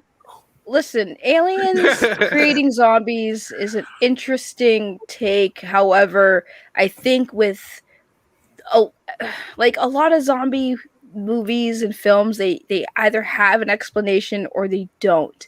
And the explanations that most of them do give is like it's a virus, patient zero, or just everybody's infected, and no matter what you do, if you die in any way, you're gonna become one. And if you get bit, it just accelerates that already what's ever inside you. So like kind of like cancer, right? Well, it's like Walking Dead, right? That's what I'm saying. Zombie logic. Yeah, that's like I'm saying. So, but aliens and now android zombies. What? Like, bro? I mean, what? if you think about it for a second, I mean, why not? Right? Like, why not? Right. Because we don't really see those kind of stories. It's oftentimes like you get something like, let's say 28 Days Later, which, I think is an amazing movie, but a lot of people out there hated it because the zombies ran and it was like, well, they were infected. So now we're in the zombie versus infected argument. It's all rudimentary in my opinion. I think it's kind of, whatever, because in 2004's Dawn of the Dead, the zombies ran. And they clearly hoarded up and they were still running. So, Zack they were playing with that concept back then. So really it is about just who the creator is and how they want to tell the story. I mean, it's not really going to happen, so it's like, you can have whatever fun with it you want to have, it's still grounded in enough reality. Wait, what? What? Zombies are real, Matt Jarbo. Well, if you believe in voodoo, sure, they practice that in Haiti. I love here that Peter Rabbit's Defender is having the same exact reaction we that we all all had are. that, yeah. Like just checking the first 40 seconds, I just noticed the UFOs for the first time. Oh my god! Did you see it? Yeah, they're there. No, okay. So here's he was the thing. looking right at it. He's like, I was looking right at it, be like, okay. So here's the thing. I can, I guess, accept aliens being the cause of zombies. Sure. What I can't accept is zombie robots, bro. What the actual F? Like, for one, if you're gonna have a zombie robot, it has decaying flesh, for crying out loud. Like, what is the point of that? I don't understand. Like, I mean, maybe that was the whole point of the zombie baby. It was all of takeover. He had taken over one small section of the country. He had the environment to procreate, and then that offspring was going to then, lead them to start taking over other areas. Or Zeus was just going to start smashing all the women all the time, just breathing it out like a stud. And what does any of this do in Vegas, right? What else do you do in Vegas? Well, what does any of this have to do with the zombie androids, though? I don't know. I don't think. That's what I'm saying. It feels. Well, I don't think you can't have my woman. Even if you saw robotics, I'm just saying, at most maybe nanoprobes or something like that. Like I'm using my Star Trek logic here. Like, I understand the Borg. They had the injection tubules, that shoot the nanoprobes into you. So I mean, maybe Zeus biting somebody is the equivalent of that. Hold on a second, Tiff. So I got to bring this up because I just think this is funny. Justin Proper with the $5 super chat finally admits this. Okay, I'll admit it. I genuinely thought that it was related to Evil Dead. There, are you happy? Yes, I am happy. Yes. Now we understand. that right there is a great big fat bonus that we can all shotgun. Got to shotgun this bonus over here. Come on. Hey, Tiff is not used to these late night streams, so she is. Not that I'm not used to it. I've been working all day, and I can't brain very much right now. But she looks beautiful. I know she looks beautiful. She always looks beautiful. Tiff. Then we got a couple more things to talk about, but what just your final thoughts, so that you get your final thoughts in on this whole Final thoughts, just like what I thought of the movie. yeah, just what you thought. Just everything. If there was anything else that stood out, like were there like aliens behind a dumpster somewhere that we missed? No, I mean it was kind of fun to watch. Batista turn. To have like the dad moment, and then just be like, okay, now you got to shoot me. I mean, he turns zombie and his eyes turn red, but I just thought I want to see what else they're going to explain. I do see some of these things that they showed, or that Zack showed in this movie, that maybe it's things that we don't have the answers to because he's going to put it in the prequel. And if he gets the chance, maybe a sequel where he can explain a little more, because Dawn of the Dead didn't, this is not like this went together.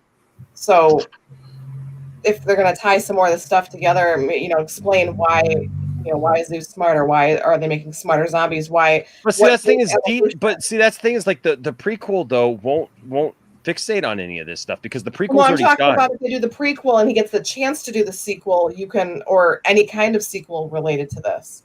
Okay, yeah, in a sequel they could maybe flesh out some old stuff, but I mean the prequel we know is going to focus on Dieter, right? Yeah. And it's called it's called Army of Thieves, and it has to do with him. And so like my question was this, and let me ask you this before you go, and I'll ask this of the entire panel. So one of the things I thought was really interesting is, okay, so Dieter is in the prequel, right? We know that he's one of the main people in the prequel, that it centers around him. The second movie, basically, he's basically the most important person on the team, because he's the only one that can get in that safe, right? And here's the thing. He screams like a girl. You notice something? The last time we see Dieter, right? He is being pulled back by the vault door to save him, but we don't see him die. And Zeus grabs his face, but we never see him die. And we never see what's her name die? Lily. We never see Lily die. She's impaled. Jarbo brought this up on his stream. She's impaled, but we never see either of those two die. But especially Dieter, to me, I find that interesting. And like, so my question is like, maybe there's something else to that. I think that Zeus made her baby mama number 2. But did we forget that nuclear explosion that happened? Low yield. So, actually, I gotta run, guys, and pick up an order. Okay, man. All right, but I'll just speak for Matt. So Matt brought up the point that like, what if Dieter and Lily, like Dieter saves Lily, right? Because Dieter knew that the plan was to get off of the top of the building, right? So he goes up there, finds her, knows that the missile's coming. So what's he do? They find a spot that they get away, to some kind of safety somewhere, right? Because obviously who knows, maybe he finds another safe and he locks them in that safe. You know what I mean? Like, who know? I don't know. But after DL, don't look at me that way. There are freaking UFOs in this that you and I both missed. Come on, Enosh. There was a nuclear explosion. They're both dead. Hold on. No. Wait though. Matt Jarbo has a great point though. It was a low yield nuclear explosion. It wasn't just like they dropped the bomb. It doesn't matter. It is an explosion. You see okay. No, it is because it's more of a test bomb than it is like the normal kind of bomb that you would dress. So what's the test bomb doing? Did you not see the aftermath of that explosion? Though that place was like incinerated. So at the end of the movie, when Van climbs out of the building, what happened to the building? What's that? What?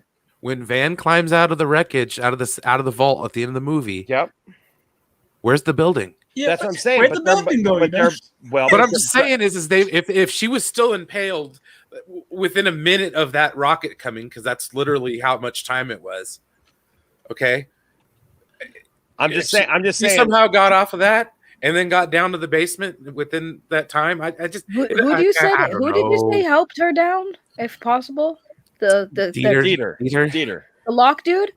Yeah. No, he dead. He's dead. He's dead, bro. Well, okay, that sounds great and all, except for the fact that, like I said, Dieter is the main focus of the first movie. He's also the main focus of the second movie. And God only knows what the sequel's going to be, but wouldn't it be Made it interesting to look like find he out? was sacrificed by putting him in the vault. We didn't see him die.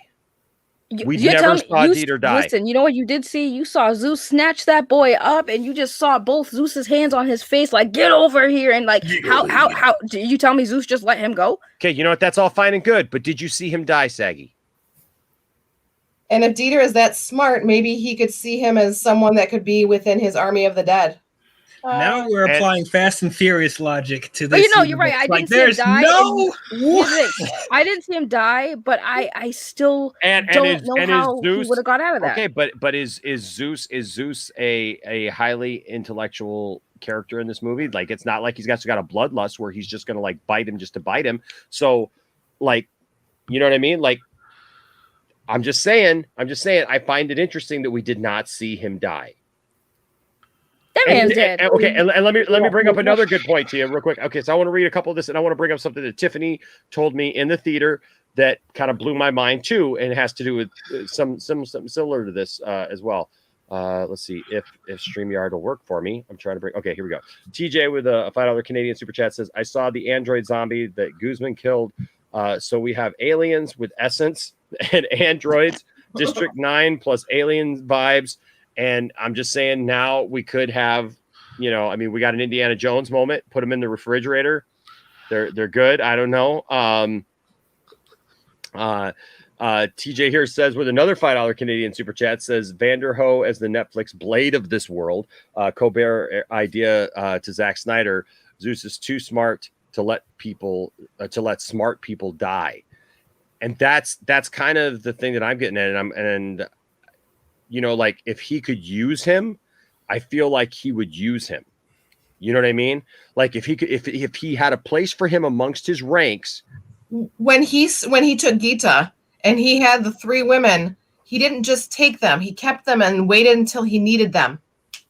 Exactly. He took the women and did not convert them. They had a purpose. The alien essence of Enosh has left the stream. I'm back. All right. Too much nonsense going on. I'm just okay. Tell me it's any crazier to have robot zombies and aliens that you missed and I missed. Okay, here's keeping the women alive made sense because he probably was just gonna, if the baby thing worked, he was just gonna pop some babies into these women. Cool, but I don't think he cares about the people in that building. He wanted to kill them for killing his wife.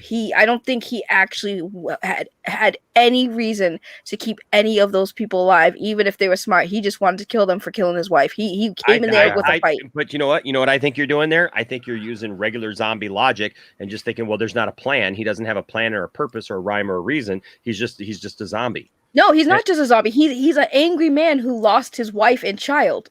He's an angry man riding a zombie horse. And he was coming to with a metal plate on his face that protects him from bullets. Enosh, he was going in there to throw hands. He was not trying to care about none of these people. And he found Gita, who was smarter and was the only one who could get in that thing. But they did nothing. But they didn't do nothing. Okay. Let me ask you this, Enosh. Yes, sir. How, if you're telling me that he found a way to keep Dieter alive from the nuclear explosion, how did he know that there was going to be a nuke sent to Vegas? How did he know that? For him to save Dieter from the nuclear explosion. How did he know that? Before the nuke went off. Okay, let me ask you this. How did the team know that the nuke was coming early? They saw on TV. We were watching the TV. Because when the board assimilate, they take the knowledge too. But that's not a bad. You don't see Zeus or the zombie queen watching TV. You know what? The board queen did it. Okay, I'm there. Android zombies did. The board queen did it to Data. I seen it. Never mind. You didn't. I'm on board. You didn't see Zeus impregnating the queen, but you just accepted it. So if it happens if stuff happens off screen, that means that it happens, right? Like even if we don't see it, if it's off screen, anything can happen. That's what. Batista told everybody that the nuke was coming early. They watched it on TV. They watched it on TV. You know, like I'm just telling you. They turned the power back on. They turned the power back on, man, and then all of a sudden they all showed up. Yeah, they all went downstairs and said, and to let them know, they're like, "How's the lock thing going?" And then the guy was like, "Shh, I'm doing stuff." So they did tell them that the nuke was scheduled to launch earlier than expected. But going back to Enosh here. You're welcome. I don't know why I'm looking at you, like turning my head, and I'm not even on camera. Anyways, going back to Enosh here. Yes. The Greta thing was different than the Zeus going after the whole group because Greta and her team went in there. They followed the rules, or something must have happened, which is actually interesting because something must have happened because he took them. So I don't think they actually followed the rules. Something went down. That's another thing I just realized too. That's an interesting question. Why did he take them if they went in there and they followed the rules? Something went down when Lily took them in there because they did take them. Those women, and Lily came back. You see, you started on a journey to disprove my crazy theory, and you ended up with some other crazy theory of your own. Well, that's the effect of this film. I started here thinking, I thought it was aliens, and I was being told, I don't know if it's aliens or not. And then all of a sudden it's like, well, what about the 2 UFOs? What? I didn't think about that till now, too. I'm like, wait a minute, he did take those women, but why? Because if they give safe passage to people, why did they take the women? But still, I still stand by the whole point that you want something else that'll blow your freaking mind? When they first entered, Tiffany blew my mind with this, Tiff. You totally got me thinking about this. So at the beginning, when they all walk in and they see all of the zombie bodies laying all around, right? That are all dried out and bony and stuff. Mm-hmm. They're all, what are they called? The slaggers or something. Shambles or something. Shamblers. The shamblers, right? So you got the shamblers, right? And what did they say? That when they get a picture of it with Batista around it. Is that what you said? Is that what you said? Yeah, when they get wet, they come back to life. And when they get wet, they come back to life. Did you notice that after the bomb went off and the dude is like driving the car away and everything? Did you see what's in the background? There's a thunderstorm. And Tiffany looked over at me and went, "No, wait a second. If it starts raining in the city, are they all going to come back?" Interesting. Poor DL. Look at him. That's actually a good point. Why did they bring that up if that wasn't going to be happening? So right? Like, why would you even mention it if it's not a thing? I still stand by my statement, though, that Zeus did not go up in that building trying to make friends or keep people alive. He went in there for blood. He was like, "Y'all killed my wife. It's on." But he's smarter than that, though. Well, Dieter is not surviving a nuclear explosion. I'm sorry. I think the homie is dead. I think he dead. These guys are surviving a nuclear explosion, coming back to life after all being dead and bleaching in the Vegas sun. They were vaporized. Sorry. No. The bones would survive. The bones would survive. They wouldn't be vaporized. The brains. Those are all the zombie androids just chilling. That's why when they get wet, they come to life. Ones that died in the sun. Just saying. I'm just saying. Y'all give why would they even bring up that point that they all come back? He said that's gross. You should see it when it rains. They come back to life for a little while until they dry back out. Yep. Yeah, but why are they drying back out? They're clearly not smart. They're clearly not smart, whatever the heck they are, because they're like, "Ooh, we're back to life. We're free. Let's just soak out in the sun again and get all dry and crusty again." Yeah. See, I was waiting for somebody to say, "Get to the chopper." Get to the chopper. No. Crusty zombies. Now we got. Hold on. Wait. You wanted to get to the chopper? Run! Go! Get to the chopper! I've had that around for so long, and you don't know. I've left that there, and like I've used it maybe twice. Drop? That's amazing. I've only used it like twice. So wait, let's just reel back real quick. So now where? Well, we have the UFOs. Where are we rolling back to? That our minds are blown on this whole thing. We have Hold on, we got alien zombies, we got android zombies, and now we got crusty zombies. Exactly. Yes. Explain. Well, if you put water on beef jerky The cow comes back to life. I mean, So, Tiff 100%'s got that point because it does make you question. Like there was really no point in bringing that up because I thought that now that you think about it, looking back, it's like I thought when they brought that up, storm at the end. Yeah, I thought at some point it was gonna rain or something, which would stop them from getting out. That's what my thought was, but it never happened. But that does make more sense that they brought it up for that reason. Good eye with that, Tiff. Good one. That is a good one. I just kind of thought it was a joke. I mean, it was comic relief. It was kind of like, oh yeah, when it rains, like people with a sick sense of humor. Did you watch Zack Snyder's Justice League? Have you watched the 4 hours of Zack Snyder's Justice League, dude? I'm still finding stuff in that film, man. Do you want to know what is a comic relief and a joke? Your theory on alien essence. Oh, that's one of the strongest. It's glowing blue. What else are you gonna call it? Enosh, it sparked when he shot his head. It sparked. No, two guys. But the blue essence of the baby is inorganic material, and so is one of the others. When Zeus got shot, material. It was all blue. Right, yeah. but when people die, our pigments go away. Like we turned white. Yeah, but they weren't robots though. Zeus wasn't a robot, neither was the baby. The baby was not a robot. Well, that wasn't baby essence. That was just baby dead. The baby had the blue alien essence in it, though, because it was going to be a continuation of the bloodline, right, directly from Zeus. That was the whole point. That was a direct descendant of Zeus, not something that he bit, not someone that he bit and turned that way. But it was It was from his zombie loins. But their blood. See, here's the thing: their blood was blue. Like when they got shot, like when Zeus, his blood was blue, and the baby. No, his blood wasn't blue. Watch the end of it when he shoots him in the head. There's blue coming off his head. Watch it. No, it's that blue essence. The blood is red. The blood is red. It's blue. It's blue blood, and your essence argument is done, son. You're done. You're out of here. All I could think of when he keeps saying blue essence is from like a living color where they did like 2 steps and around the world. It was blue blood. It was an android. Just saying, Ryan Reynolds. I said Ryan Reynolds.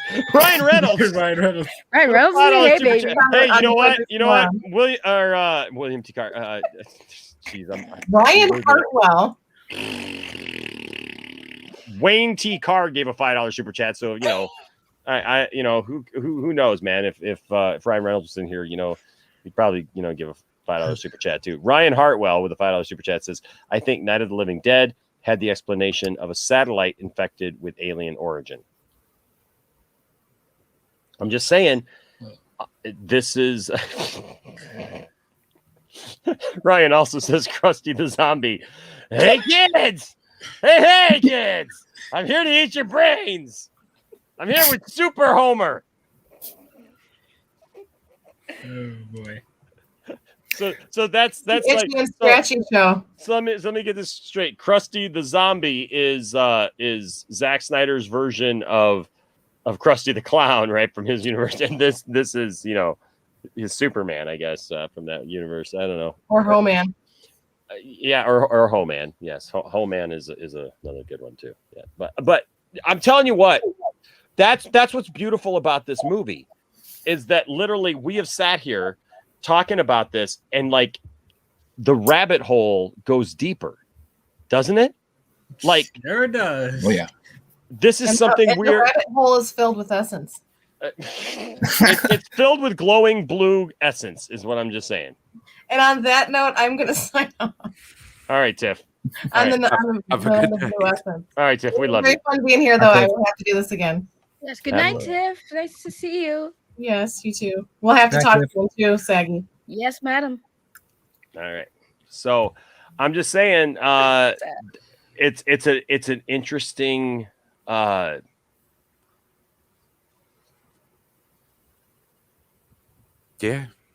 it's interesting. No, this is where I'm like, I kind of want Zack to direct the next Star Trek movie involving the Borg, because I think he would knock it out of the damn park. Like that'd be awesome. Like that's the vibes I'm getting from this. Like the whole thing. It's like it was like I was watching First Contact. And it's like I was just waiting for Alfred Woodard to come around the corner and be like, "Those bionic zombies you were talking about, The Borg. Oh, sounds Swedish. I have a theory. Let me know if I'm stretching this too much. Not any more than we've already been. No, I Yes, think you're not safe. anymore. I think you're safe. I think you're safe, man. But you know when he cuts the head off and says they need a vial of blood or whatever, he ends up cutting the head off and potential zombie army. What if those robot zombies were created to put in there, but they couldn't recreate the essence of the alpha, right? They need an alpha to lead the army, so they couldn't recreate the soldiers. So that's why they needed the blood of the alpha for more, I guess, for more experimental use.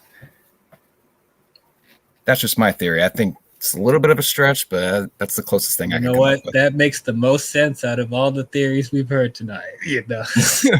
Well, the only thing I don't get is, and I keep saying it with the Star Trek connections, but like I just don't see like the android part of it. Like I could see alien possession, you know, being transmitted by bite of Zeus. You know what I mean? That makes a lot of sense.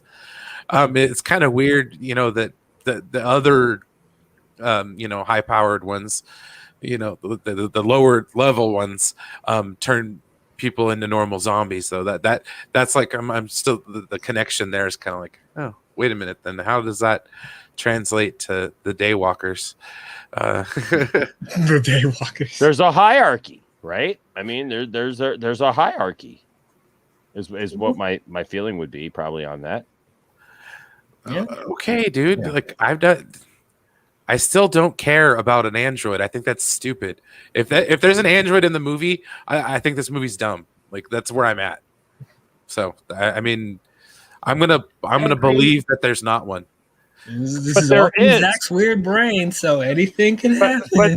But there is. That's the problem. There is, right. So so the question is then, I think the better question is then is why, right? If we know that there's if we know that there's aliens, right, and we know that is a part now. I mean, and now, I mean, I think more than ever. I mean, I think going into this, that was just kind of my hypothesis. You know, it's just like, oh well, hey, there's aliens, obviously, right? You know, but now I think that's pretty secure given the fact that there were UFOs. Right. I mean, now we know, okay, aliens play some kind of part in this. So like aliens have technology. We don't know. I mean, wouldn't that be one of the great things to possibly learn from a sequel look, the animated series is going to take place in Vegas. So that whole music montage that we get, that's the animated series, basically, is those characters, and those people are coming to voice those characters and stuff. Now, it's interesting, too, because that one lady, man, who we, you know, come to know and everything through that little montage, I mean, her and her daughter get killed right there, man. Like, the cargo things get dropped right on them. It's smashed, done. But, like, who are they? You know, like, what role do they play? And do we learn anything about these creatures in that prequel? Possibly.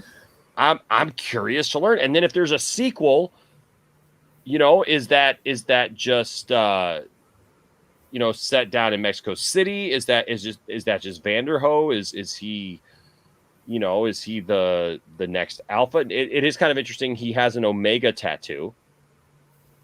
So is he not the Alpha? Is he the Omega? Is he the antithesis, like, of kind of what that becomes? Was there a game plan? Was he infected in a certain way? You know what I mean? Like, so many. Yeah, I think he's going to be next gen Alpha. Yeah. Man. I noticed how when Zeus turns those army dudes, he has two.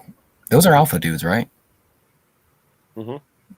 Okay, so when he has those two alphas and it ends, like Peter Rabbit's Defender made the point, I think, or someone made the point of the Alpha and Omega.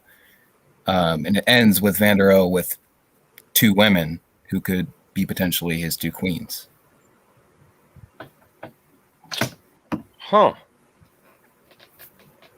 I'd put that together. I didn't know if that was. Kate, why?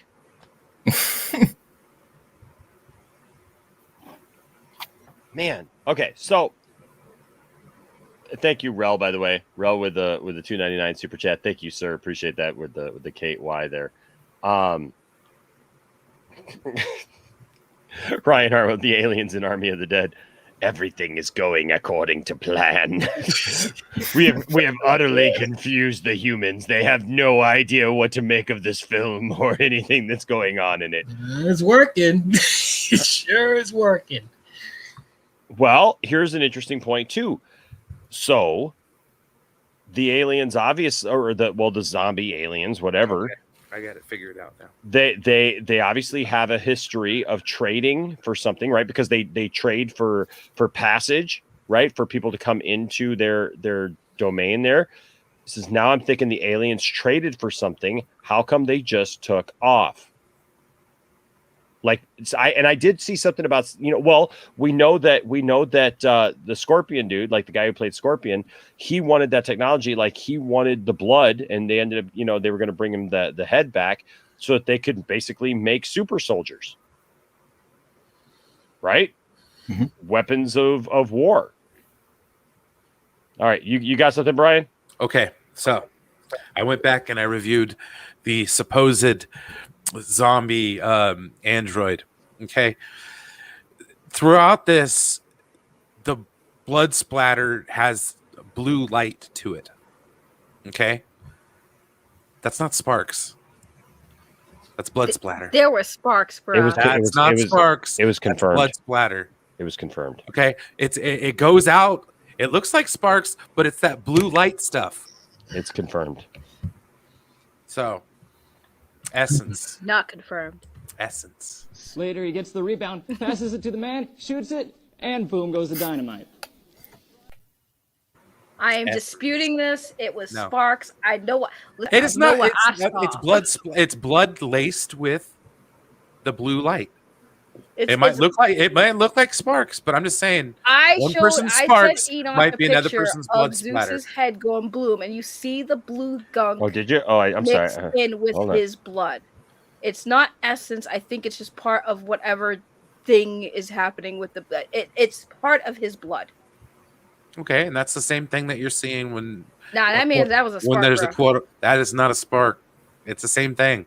It's just blood splatter laced with that blue stuff. So, there we go. Well, this is one thing, Saggy. So I just pulled up this picture that you sent. I don't this picture that you sent. I don't think is what I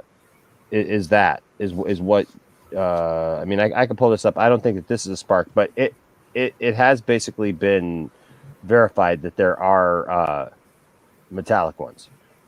Hold on a second. Let me pull this up. This is what Saggy sent me, but. I mean, if I'm just looking at this, then I would have to agree with Brian. But I know that there's more to it because I saw it last week in the theater, and then I asked a lot of questions. So I don't see any spark here. I see that blue essence with regular I sent blood. you another one from the scene that we were talking about. Okay. All right. Hold on a second. We're doing a little detective work here on the show. Because it sparks, dang it. No, it's that stuff just kind of splattered out straight. Well, no, dude. No, I'm telling you, I have it paused on it too. I'm looking right at it. Well, it's 12:55. Okay, no, that's or 1:55:20 or whatever. No, I just think that you need to look at the correct part in the movie then. You're looking at it after, but that's what happens. That's literally what. So what happened is he shot that zombie. The zombie with blue eyes shows up because first of all, he's in a corridor. One zombie pops up. He shoots at it. The zombie dips behind the wall. Then another zombie comes out with blue eyes, and he shoots that zombie. The zombie falls back into the wall, and its head is sparks. It sparks. That's what the spark is. That's him against the wall. Those are sparks. Yeah. That's why I said that's a spark. That's an android. Yeah, that's what I'm talking about. Not the last one. No. Yeah, those are androids. What that you can't deny the sparks, bro. That was sparks, man. Yeah, that's sparks. That ain't blue essence right there. That's 4th of July going off right there. Right there, that blew him up, and he started this like Happy 4th of July. Yeah, go back and watch it, Brian. Brian's watching his world crumble. No, I'm just. Brian's watching his whole world crumble right now. What's the timestamp on that one? Hold on, it's around 1:48:43. DL's like, I've been there, brother. I've been Rewind it there. back a second. I just don't care. Yeah, 1:48:43 is the exact moment where that happens. Let them fight it out because I just don't. By the way, can we talk about how fake that looks now that we have it a freeze frame? Look at that, those arms. That's definitely a dummy. Can we talk about this though? Neon Sci-Fi is right. Did you guys? We have not talked about the time loop talk and how the bodies had the same clothing as the group had.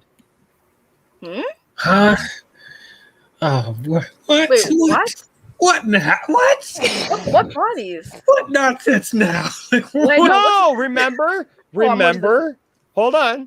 Remember when they're in the casino and Vanderhoof they're talking about like, oh well, we're not the first ones to come here, right? And but then they look at the shirt and the one shirt is the exact same as what's her name's shirt. I believe it's Tig Notaro's shirt in there. It's got like the floral arrangement or whatever on it, and that's when Vanderhoof says makes up like kind of comes up with that crazy theory that like they're in a time loop where like it's just them that keeps coming back and they keep discovering themselves over and over again, but they can't change it and they can't get out of it. Let's not start that, please. let's not start that. We're doing time paradoxes now. Who taught you how to do this stuff? You, all right? I learned it by watching you. I swear, no, I can't. No, I don't. This is too much. Snyder, you need to calm down, bro. Yes, calm down. Tig's shirt and Dave's scarf and Anna's necklace. Yes, we're doing alien invaders. We're doing androids, and we're doing time paradoxes. Yes, say it with me. Say it with me now. Tig's shirt. Say it with me, DL. Tig's shirt. No. Dave's scarf. Anna's necklace. Tig's shirt. Dave's scarf. Anna's necklace. No. Tig's shirt. Dave's scarf. Anna's necklace. No. Tig's shirt. Zack. Dave's scarf. Wait, where did you guys see the hold on, the closing? I'm not understanding it. Where was this scene? Because it's right in the scene where they figure out that there was a team. Remember when they find when they find the blueprint, and they start talking about it, and so what's his name? Vanderhoof starts talking like because they're trying to say, well, like we're not the first ones in here, right? Like obviously somebody else came here, and he goes, well, wait a second, because they see again Tig's shirt, Dave's scarf, and Anna's necklace on the bodies of the people that were there before, and that's when that's when Vanderhoof says, "Oh well, maybe," and he says it like in a way that like we're supposed to think, well, that's not the real thing, but the reality is like he talks about it in a very serious manner, like, well, maybe we're stuck in a time loop where like we keep coming back to the same exact spot and we keep finding ourselves, but we can't get out of it, and we don't change anything. Yep. I gotta go back and watch that scene because I thought that was like a funny thing, but like that was actually their clothes. No. Say it with me. Say it with me. No. Tig's shirt. Stop. Dave's scarf. Anna's necklace. It's too much. Anna's necklace. Tis L. Shree, whatever your name is. Why did you bring this up? Tis I Shree. Because it's Tig's shirt, Dave's scarf, and Anna's necklace. That's why. It's pretty simple. I can't, man. I can't. This is too much. It's too much, man. DL is freaking out. It's too much. Zack's not explaining shit.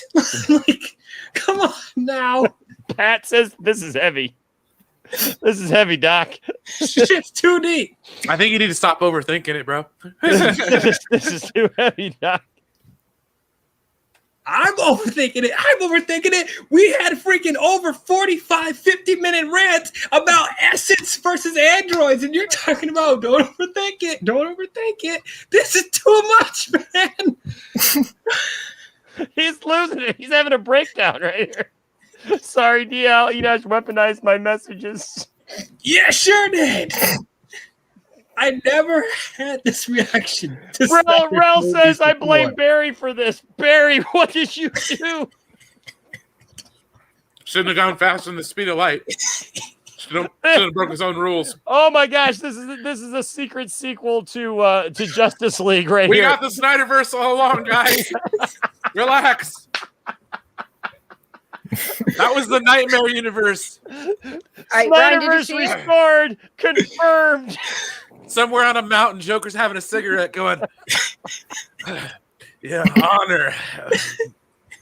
That sounds good. I'm going to tell that when I see Batman. I'm crying. Like, I have literal tears. I mean, I have literal tears right now. Did you see it, Brian? What? Did you see the scene I was telling you about? No, I had a bunch of people come in the room, so I was like, I had to turn my camera. Ryan brings up a good point. Maybe there's zombies from another dimension who happen to have the same characters, who happen to be the same characters. I think it's interesting that Zack put way too much sci-fi crap in this movie. That's UFOs. That game is all like, we won, guys.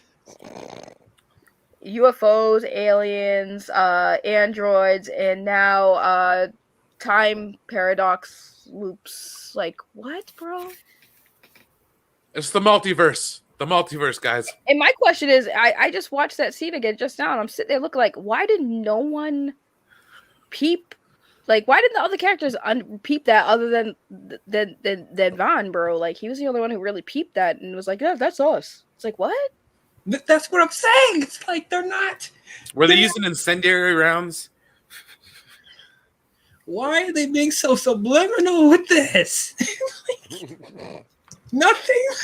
Are they being subliminal, or are they just coming right out and saying it? It's all right there in front of you. You just don't want to accept it. No. Don't you play reverse psychology with me. They're not fleshing this out enough. They're just throwing ideas into this movie and just being like, yeah, we're just going to go with it. Like, come on now. If you're establishing this world with all these different stuff in it, you have to give it purpose. You have to make it make sense in the context of the world that you're establishing. And you did it fully, man. I love you, Snyder, but this is just insane. He's trying to be Stanley Kubrick. Like, what's going on right now? I know. We need Zack on here. I agree. We need Zack on here. Questions. We got a lot of questions, my guy. Like, you got to answer for these crimes against zombie movies. No, don't go using the Lost theory. Maybe they're just in purgatory. No. Oh my God. You stop that right now, Ryan. That's where I put my foot down. No.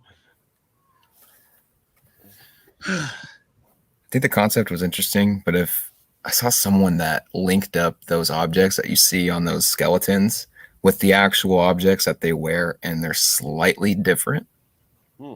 They look alike, but they're slightly different in tiny little ways.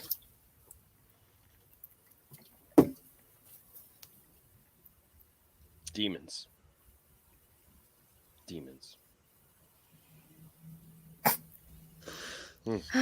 This is Everybody take a breather. Wait, what did I miss? I had to put my headphones off. So we got to take a breather. Take a breather. Okay. I will. Demons, Constantine confirmed fact. Constantine in the sequel confirmed. I will give this movie more. I will give this movie a little bit more credit than I gave it earlier. There is a lot that I clearly missed to really say, like, there's so much happening in this movie. Like, what the hell? I'm not going to ever be able to watch this movie the same way again. I swear to God. I'm gonna be looking for blue eyes everywhere. Every zombie I see, you got blue eyes? Are you an android or are you a zombie? Because at this point, I don't even know. I don't even know if that makes a difference. How are there? I don't understand the android zombies though. Like aliens, okay, I can get behind aliens. Sure, that's cool. But where are these zombie androids coming into play, bro? How and why? Like, why are they decayed, flesh-looking androids? I just don't understand. It's so weird. I don't know. I'm just gonna choose to ignore it. It's the only way it makes sense to me. Yeah, you can choose to ignore it until he actually decides to explain it. It's like there's androids, Brian. If he explains it, then I don't have to overthink it. So it's like it's cool, Let it happen. No, it's fine. I was just dropping some profound shit, but please, whatever. Turn some Enoch in a onesie. That's why I also profound. Can I just say she rocked the hell out of Viva Las Vegas? I thought that was pretty good. Yes, she did. Yes, she did. Man. DL being Ezra's flash bear to kick. He's going all BVS on it. He's like, no, man. You see how he branded him on his left side instead of his right side? That means something. I'm just joshing you, bro.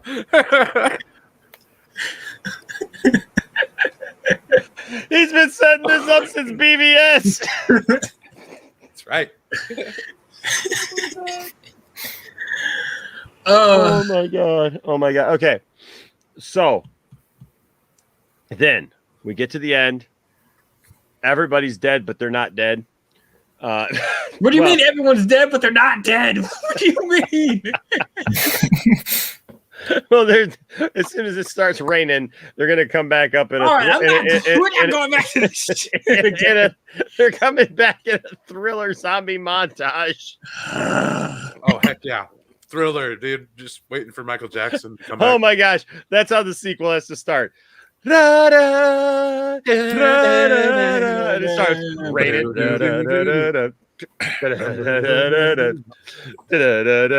Just rain everywhere. It's supposed to be midnight. Something's evil like a midnight dog. Oh yeah, they'll have the disclaimer in the beginning too. I don't believe in zombies. Oh man. Okay. So but no, so I thought it was cool the whole scene where Zeus jumps aboard the helicopter. I love that, and I love how they're like flying low key through Vegas like that. I thought that was cool. What did you guys think of that scene? Oh, that was cool. I really like that helicopter scene. That whole fight with Batista and Zeus, that was really intense. Like after almost everyone got killed up until that point, like I had no idea where that was going to turn up, so I was literally on the edge of my seat, being like, "Oh my god, what's going to happen? What's going to happen?"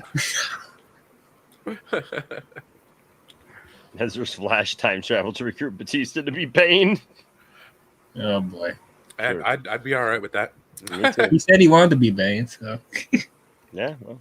So then they get outside the quarantine zone. I was a little concerned there for a second that what's his name was gonna Zeus was gonna survive, but he didn't. They took him out, but he got to Batista's character. How did you feel when you saw that Batista got bit?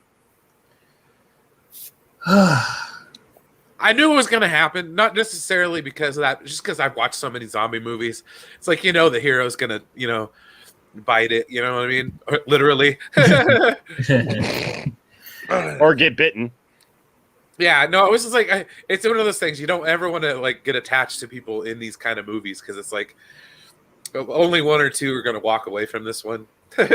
That's what really bummed me out, though, because, like, there was, like, a handful of them that I was really invested in. Why I don't like these kind of movies. It's like, why the hell would you watch something where everybody dies off? But it's like, I'm not saying everyone has to stay alive by the end, but like everyone except Kate and the other guy survived. And it's like he's trying to create a franchise from this, because this feels like a self-contained story for the most part, other than that stinger at the end. But it's like you don't keep anyone from this movie, not even Batista. Like, I don't know like where they could go from here. I mean, I'm sure there's a bunch of possibilities we haven't seen yet, you know, but it's just like it was just really strange that he was just like, screw it. Mostly everyone's gonna die. Like I don't know. Yeah, pretty much. I mean, it kind of takes your hope out of it. You're just like, here comes the rain again, waking all up my zombie friends, bringing all of them back to motion. That'd be wrong. Wrong. No, okay, but you know what? One thing we did overlook there for just a second, and that is Tizai Cherie says, I think my favorite was my boy Valentine having some playtime with his meal before eating him. Oh yeah. Oh yeah. At least something out of the Revenant. That tiger fucked him up, man. Jesus. I was so happy. He was actually getting thrown around on wires and shit too. Oh yeah. Freaking ate his head too. Man, just like crunched it, man. Mm-hmm. Like, oh, so satisfying. So good. So good. My buddy Bud actually told me, like, when he saw that, when we got back afterwards, he looked at me and he just said, it's like, Enosh, if you get to talk to Zack Snyder about this movie, just because, and my friend Bud is, like I said, a huge zombie fan. He's just like, please tell him I said thank you. Thank you so much, Zack, for that moment where the tiger ate the guy's face. Like, yeah, thank you. Yeah. Hey, Saggy had to leave, but we love her. Thank you, Saggy, for being in here. Yep. Always good to see you. But so Batista, what did you think of Batista's acting at the end?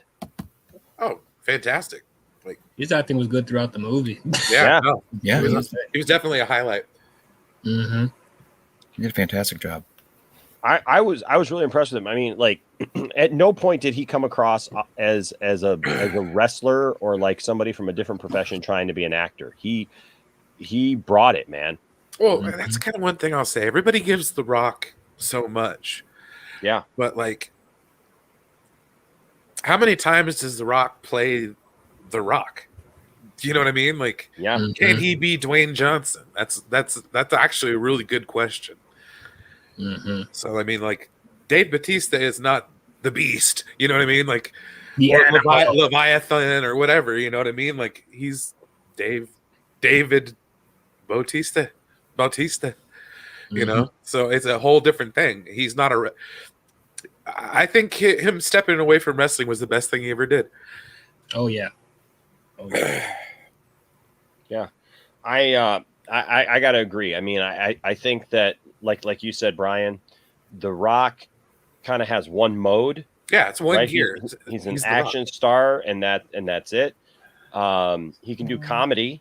You know, he can be kind of that comedic, you know, role or whatever. But even when he's trying to play straight man, he comes across as kind of comical, right? I think. And yeah, especially if you watched his wrestling back in the day, you know what I mean? Like, yeah, that was his character. I mean, that over the top. I mean, he was hilarious.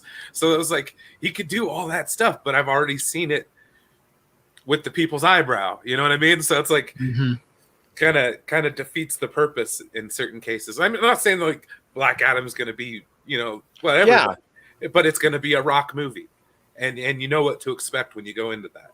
It's going to be over the top. Yeah. I mean, he's going to have those moments, you know. Yeah, for sure. Well, I mean, it's going to be like akin to like a Ryan Reynolds movie. Like, you know, you're going to get smart quips and, you know, this, that, and the other thing. And you're going to get the Rock staring stoically, you know, smolder, as they called it in Jumanji. Yeah. But, and look, I mean, and like, who else do we have to compare it to? John Cena? I mean, John Cena so far has shown me nothing. I mean, no. John Cena is just. I mean, like, I think he's a good. I think he's a decent comedic actor so far. But yeah, as far as him doing serious stuff, I don't know about that. Yeah, and most of the comedic stuff I've seen, he's not necessarily the one telling the joke, but usually the one that the joke's directed at. So it's like he tends to be the butt of the joke. So it's like, I mean, like in the trailer, it works for him. Well, exactly. The trailer for the Suicide Squad.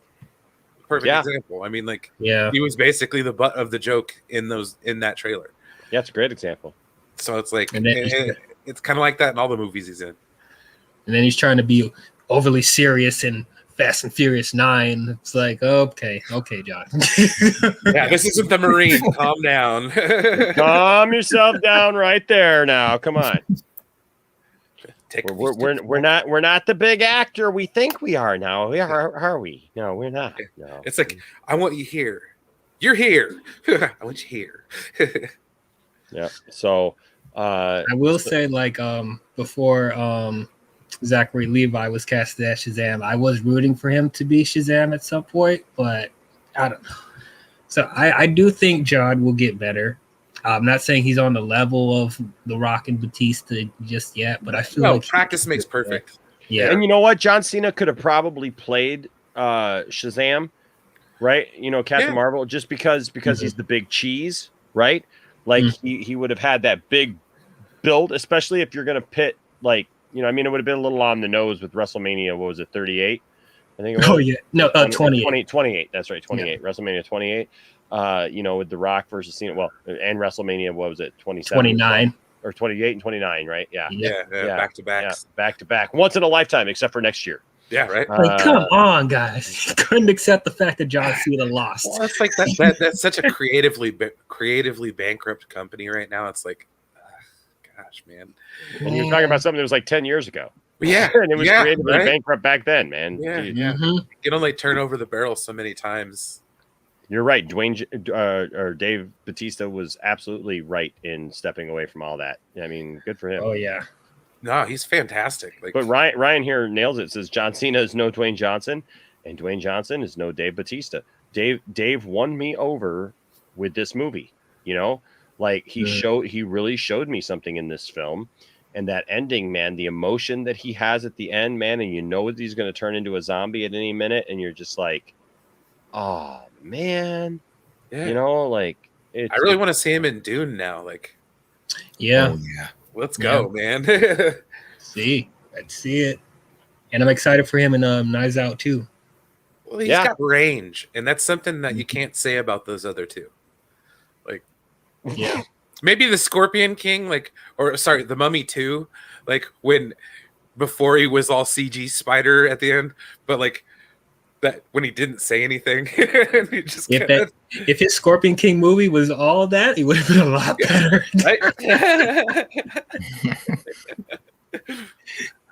The Scorpion King. Right? What happened to you? That's such a long time ago. Michael Castillo here says even Zeus's cape was flapping. Guaranteed Zack Snyder film. That's right. I was waiting for first flight. Now, if he flew, that'd be a whole other man. I would have to turn the TV off. I'm like, nope, that's enough for today. Flying zombies, I'm out. So we got coherent zombies, smart zombies, blue essence zombies, robot zombies, time travel zombies, time travel interdimensional zombies. And flying zombies is where I draw the line.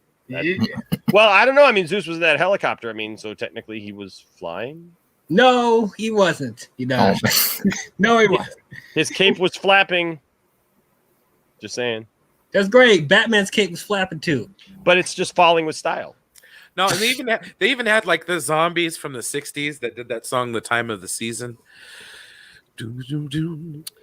It's the time of the season for cape flapping. See, I was waiting for that to show up in the movie. That'd have been like, boom, boom, boom. I'd have had some like real Vietnam like vibes, where they're just kind of going in. Like when he's holding the baby, everything's right on the nose. Like, who's your daddy? Who's your daddy?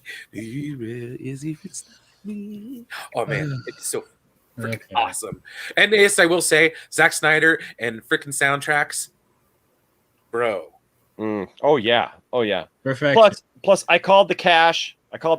In Batista's back pocket because everybody was like looking at me, and I started looking around people. I was like, "Hey, he's gonna give that cash to his daughter," and they're like, "What cash?" And I'm like, "The cash." Like, what cash? The cash that he stashed in his pocket when they were all talking about the big haul. Like, were you guys not watching the film? Now, come on. We were too busy looking at sparking zombies. Yeah, apparently. And so he pulls out the cash, gives it to her, and she's gonna live an all right life. And then at the end, you think everything's done, but here comes Vanderho. Vanderho pops up in the middle of nuclear wasteland that is Vegas, and walks out. Something's up. So correct me if I'm wrong, right? It didn't show him getting bit. No, that's things like he got roughed up.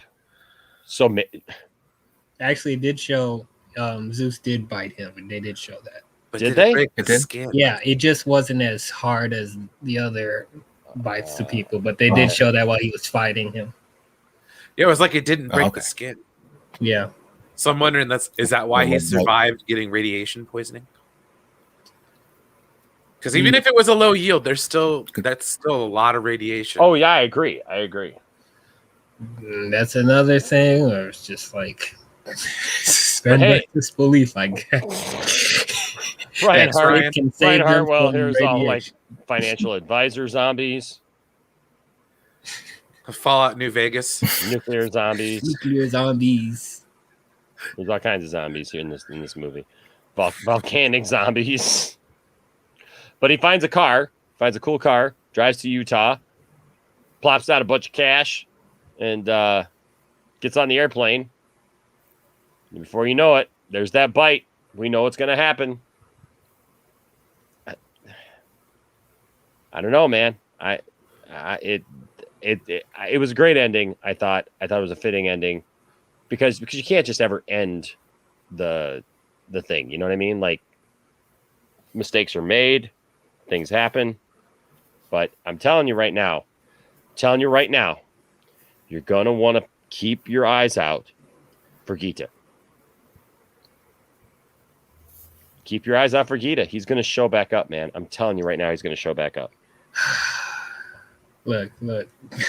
Gita was one of my favorite characters in this movie, but I will have a really hard time believing that he will come back. And if he does, I need a thorough explanation of how. I need an explanation. You can't just come back and be like, hey, everything's good. Let's move on. No. You need to explain to me. Well, we got Italian zombies now? We got Italian mafia zombies now? Hey! Explain this to me. Explain to this spicy brain meat over here. They're like, a boppity beepy. A beepy boppy. It's a me, Mario. It's a me. It's a zombie Mario. Peter Rabbit's defender with a $1.99 super chat says, what if Peters at the end came from the future?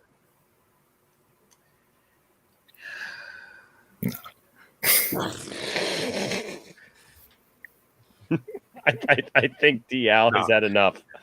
He's like, no, just stop. DL has officially been put down. This is normally stuff you would build up with, 2 or 3 movies. You don't. But this is the middle film, though. This is the middle film. That's what doesn't make sense. You're starting a franchise with a middle film, and then Star you Wars end did it it. Last Jedi style, where everybody dies. It worked for George Lucas. Actually, it's not Last Jedi style. It's more Rogue One style.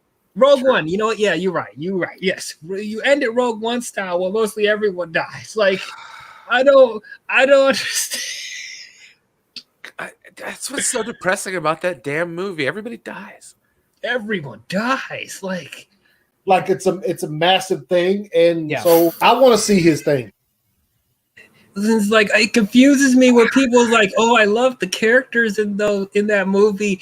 Well, what about the characters? They don't flesh out any characters in that movie. They die. Everyone dies. So why are we supposed to be attached to these people? God, that really takes the piss out of Rogue One for me, man. Like, man. Like really? And then it's like if when you know they're gonna die, you should take more time to make us feel for the characters, give them some development, whatever. Like make us feel for them when they do have to kick the bucket. But it's just like exactly, or like turn the zombie world on its head, where like most of the people actually survive. Yeah. Like, you know, there's stakes to it and everything like that, but yeah, at least hold on to those, you know, those fan favorites, you know. Yeah, Batista's character, Diddy, the dude that got bit at the end, Katie. At least those two Cherie, now you're gonna do it. Now here at the end, he may have negotiated his life with Zeus. That makes sense. Okay, explain that one to me. Please explain that one to me. Well, Zeus pulls him back by the face. He comes out. He shuts the door.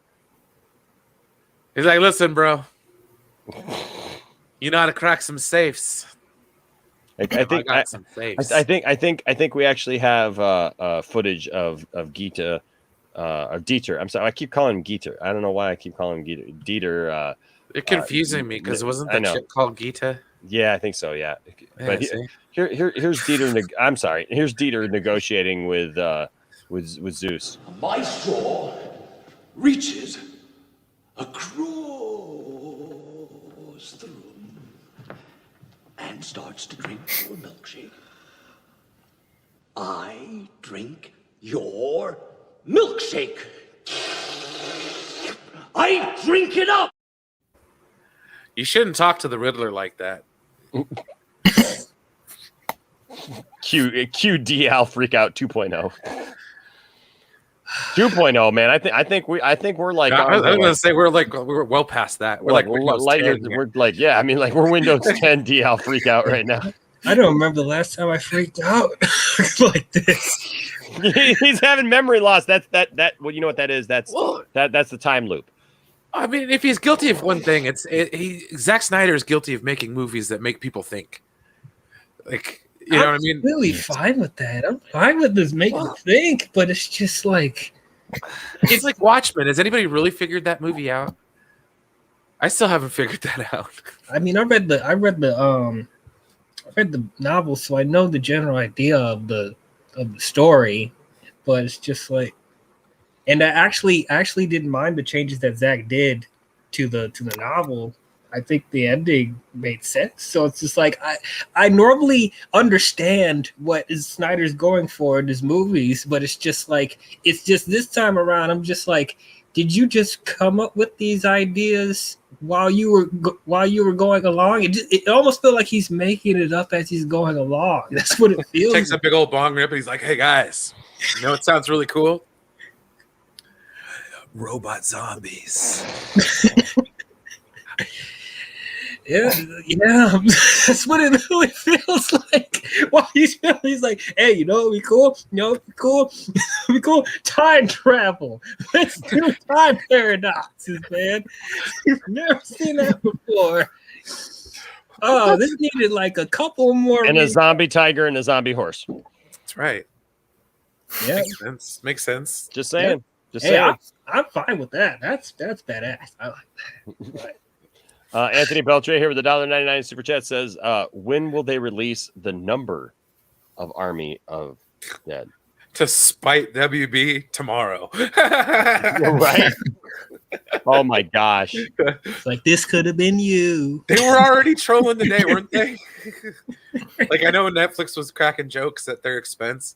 Mm-hmm. This is the Snyder cut. Yeah.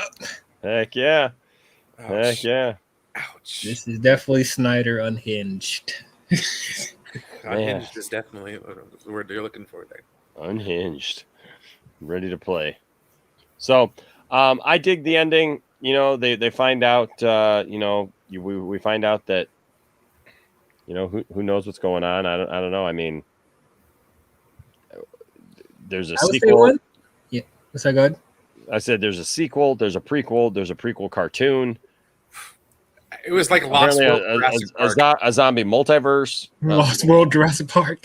Which one was the one where Grant figured out how the raptors were talking to each other? Oh no, that was that was Jurassic Park 3. So yeah, I was getting those kind of vibes. That was kind of like that. Just waiting for somebody to sneak a T-Rex off the island. Take that, Toby Emmerich. I got your numbers right here. That's how we roll at Netflix. I will say this, after that ending, it's I don't know where it's gonna go from here, so it leaves it unpredictable. Where it's like it could go in any direction. So that's one thing I'll give with it. Very thought provoking. Yeah. New Rockstars comes out with the Easter egg video and debunks the whole damn thing. Well, I'm sure like 10 years from now, we're going to be talking about Army of the Dead, be like, it's ahead of its time. Oh, it's the next. It kicked off 8 different genres and 3 sequels and prequels all at the same time with one film. Oh, my Lord. Starring 6 different casts. Yep, it's the whole Army of the Dead multiverse. Well, it's like the dude said when they were, like Van said, it's like when he's hooking up the explosives to the door, he's like, well, maybe this is just a big old loop. We're going to go through this thing. Yeah. I was like, dude, how did you not even think about that yet? Oh, my God. My mind was melting then. I thought that was just him talking, but now it's like, oh, you know what? All right. Yeah, that's probably it, too. Explains everything. Oh, damn. That was Earth 2 that he was in at the end of the movie. DL disappeared there for a second. I was concerned. Like, somebody check the window. That's literally how I felt. Like, oh, great. That was a nightmare future, dude. So instead of waking up, instead of waking up and seeing Martian Manhunter, he goes to the bathroom in an airplane and looks at his arm. Oh. Yep. So then you find out the whole thing was just a bad dream because Will Ferrell drank too much milk. Milk was a bad choice.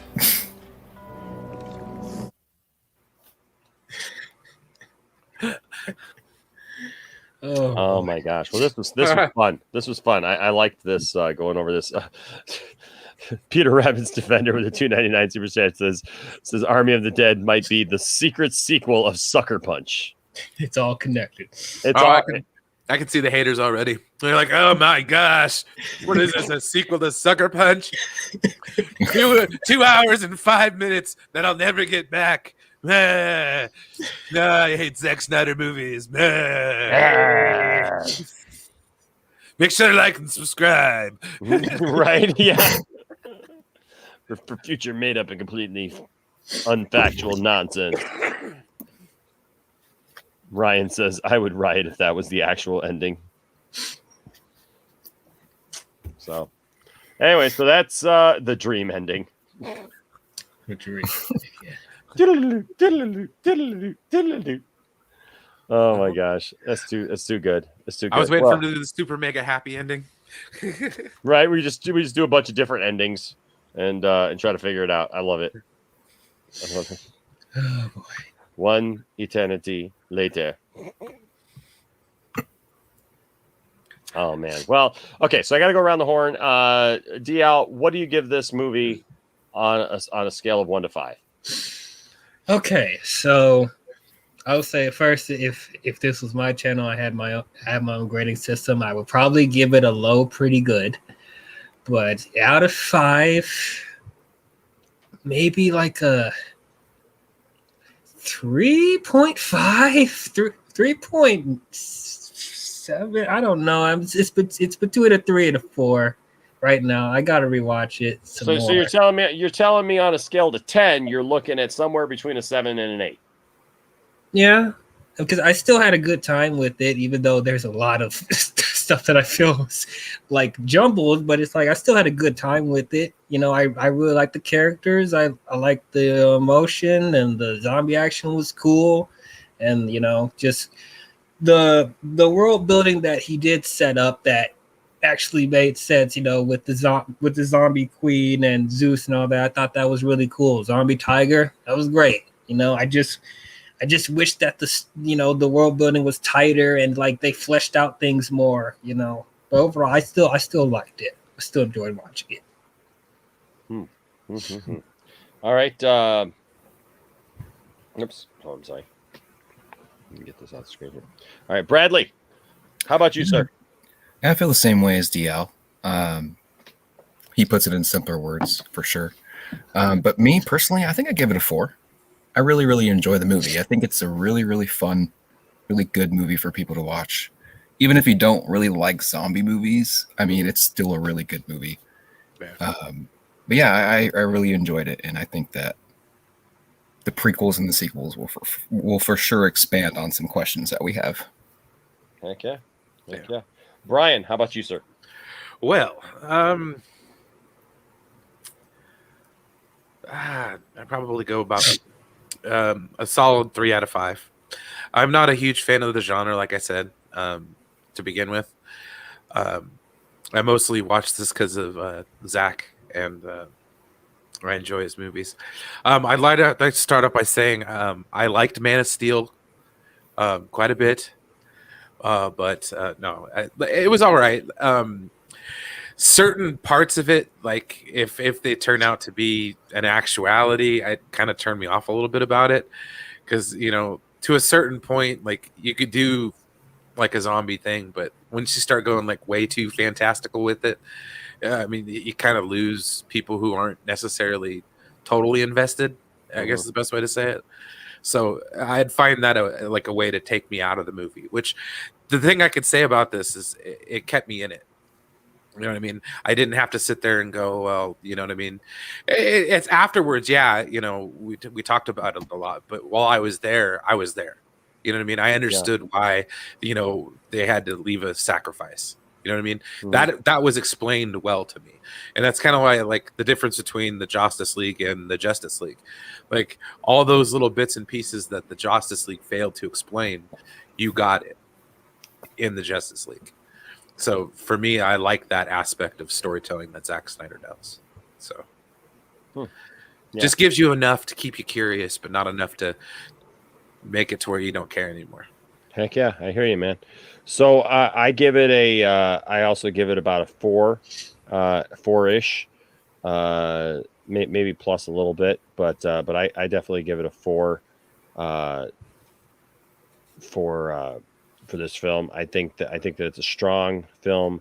I think that it's a great kickoff to this franchise, and it makes it interesting, definitely, to see what it's going to be, and I can't wait to see more. I can't wait to see more from this world, whether it's the same people or not, whatever. But I trust the process, and I'm hoping that there's more, and that there's more story to be told here, and that we learn more, and that there's something good that comes out of it. And so I really enjoyed it. And like I said, I'm not even a zombie guy. I just enjoyed this film for what it was. I did like it more than I liked Dawn, just because I felt like there was just more going on here that I felt was just more fun. I felt like this movie was more fun than Dawn of the Dead. Yeah, like Dawn was like really like dark and depressing and stuff. Although it did tell us and show us that Zack has a thing about killing zombie babies. He has a thing about zombie babies, man. Well, I was getting like in the beginning of it, I was getting Zombieland vibes.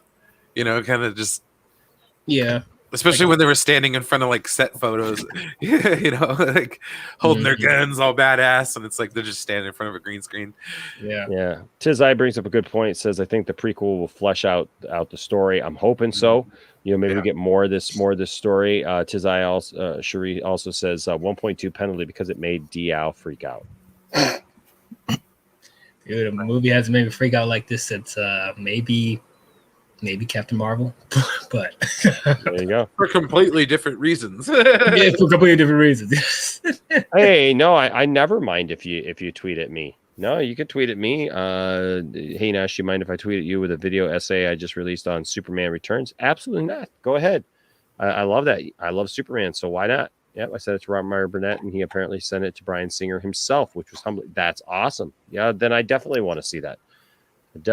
So yeah. Batista ended up letting 2 girls down. Man, I I forget her name. You know, they had the romance thing with Batista. Like I was almost kind of into that, but then Maria, yeah. I'm like, what in the? Oh my gosh, man, her head got turned right around real quick. Jesus, that was brutal. Oh, it was, man. You know what would have been great though is if like all of a sudden music kicked in. It was like, you spin me right round, baby, right round like a record, baby, right round, round, Turn the round. beat around. Oh gosh, Jesus.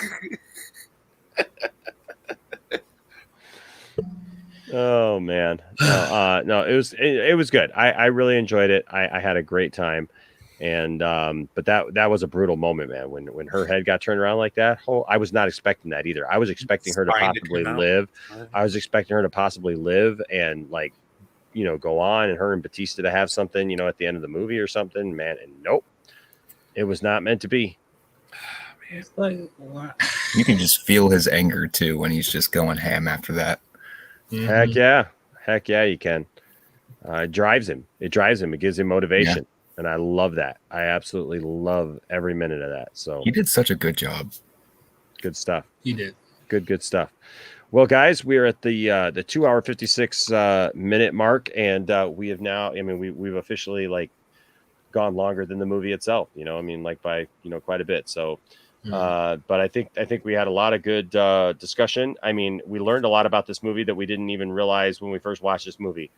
Like, there's freaking UFOs, Easter eggs, man. Easter eggs all over the place. We watched DL have a mental breakdown right here on the show. Oh boy, I needed that. He's gonna have. I'm feeling mentally exhausted from just the sheer amount of just brain splitting ideas and thoughts that have come from this whole thing. Holy cow. Whew. Lots of stuff here tonight, guys. But we're thankful for you guys. If you're watching this on the flip side, let us know what you guys think of the film in the comment section and what number you would assign this out of 5. But that being said, DL, you want to tell people where they can find you here on the internet and on the YouTubes? Sure, you guys can follow me on YouTube. My channel is DL Vince, just like how it's spelled right here. And I talk about movies, TV shows, different streaming stuff, anything in the nerd and geek culture. So if you want my take on some things, go ahead and check me out there. Heck yeah. Bradley, you got a channel? Yeah, you can find me on these streams. I'm on Dave's stream. Stream. Actually, I just started a YouTube channel. It's called Compatible Cinema and Gaming. But if you can't find it, you can find me on Twitter at B Leadham, the last name down there, and yeah. It's Leadham. I am so sorry. I've been calling you Leadham. I've been calling you Leadham this whole time, dude. I'm so sorry. No worries. I am so sorry. All right. Well, I try to get those things right because my name's Enosh, for God's sake, and I, everybody destroys that. What I love is my name is like right here. People can see it, and they still spell it with a CH. That's fun. Autocorrect, man. I know.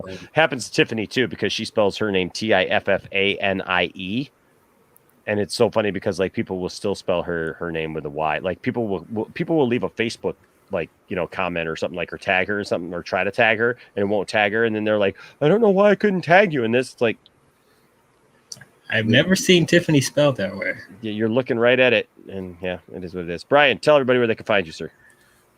You can find me at Brian Master of None. I kind of work a mid tomorrow. I was gonna do like a little my own channel synopsis of the movie, but I still might. I just gotta work out some time. Yeah, I still gotta do a review too, so I don't know. Maybe watch it again. I'm not quite sure.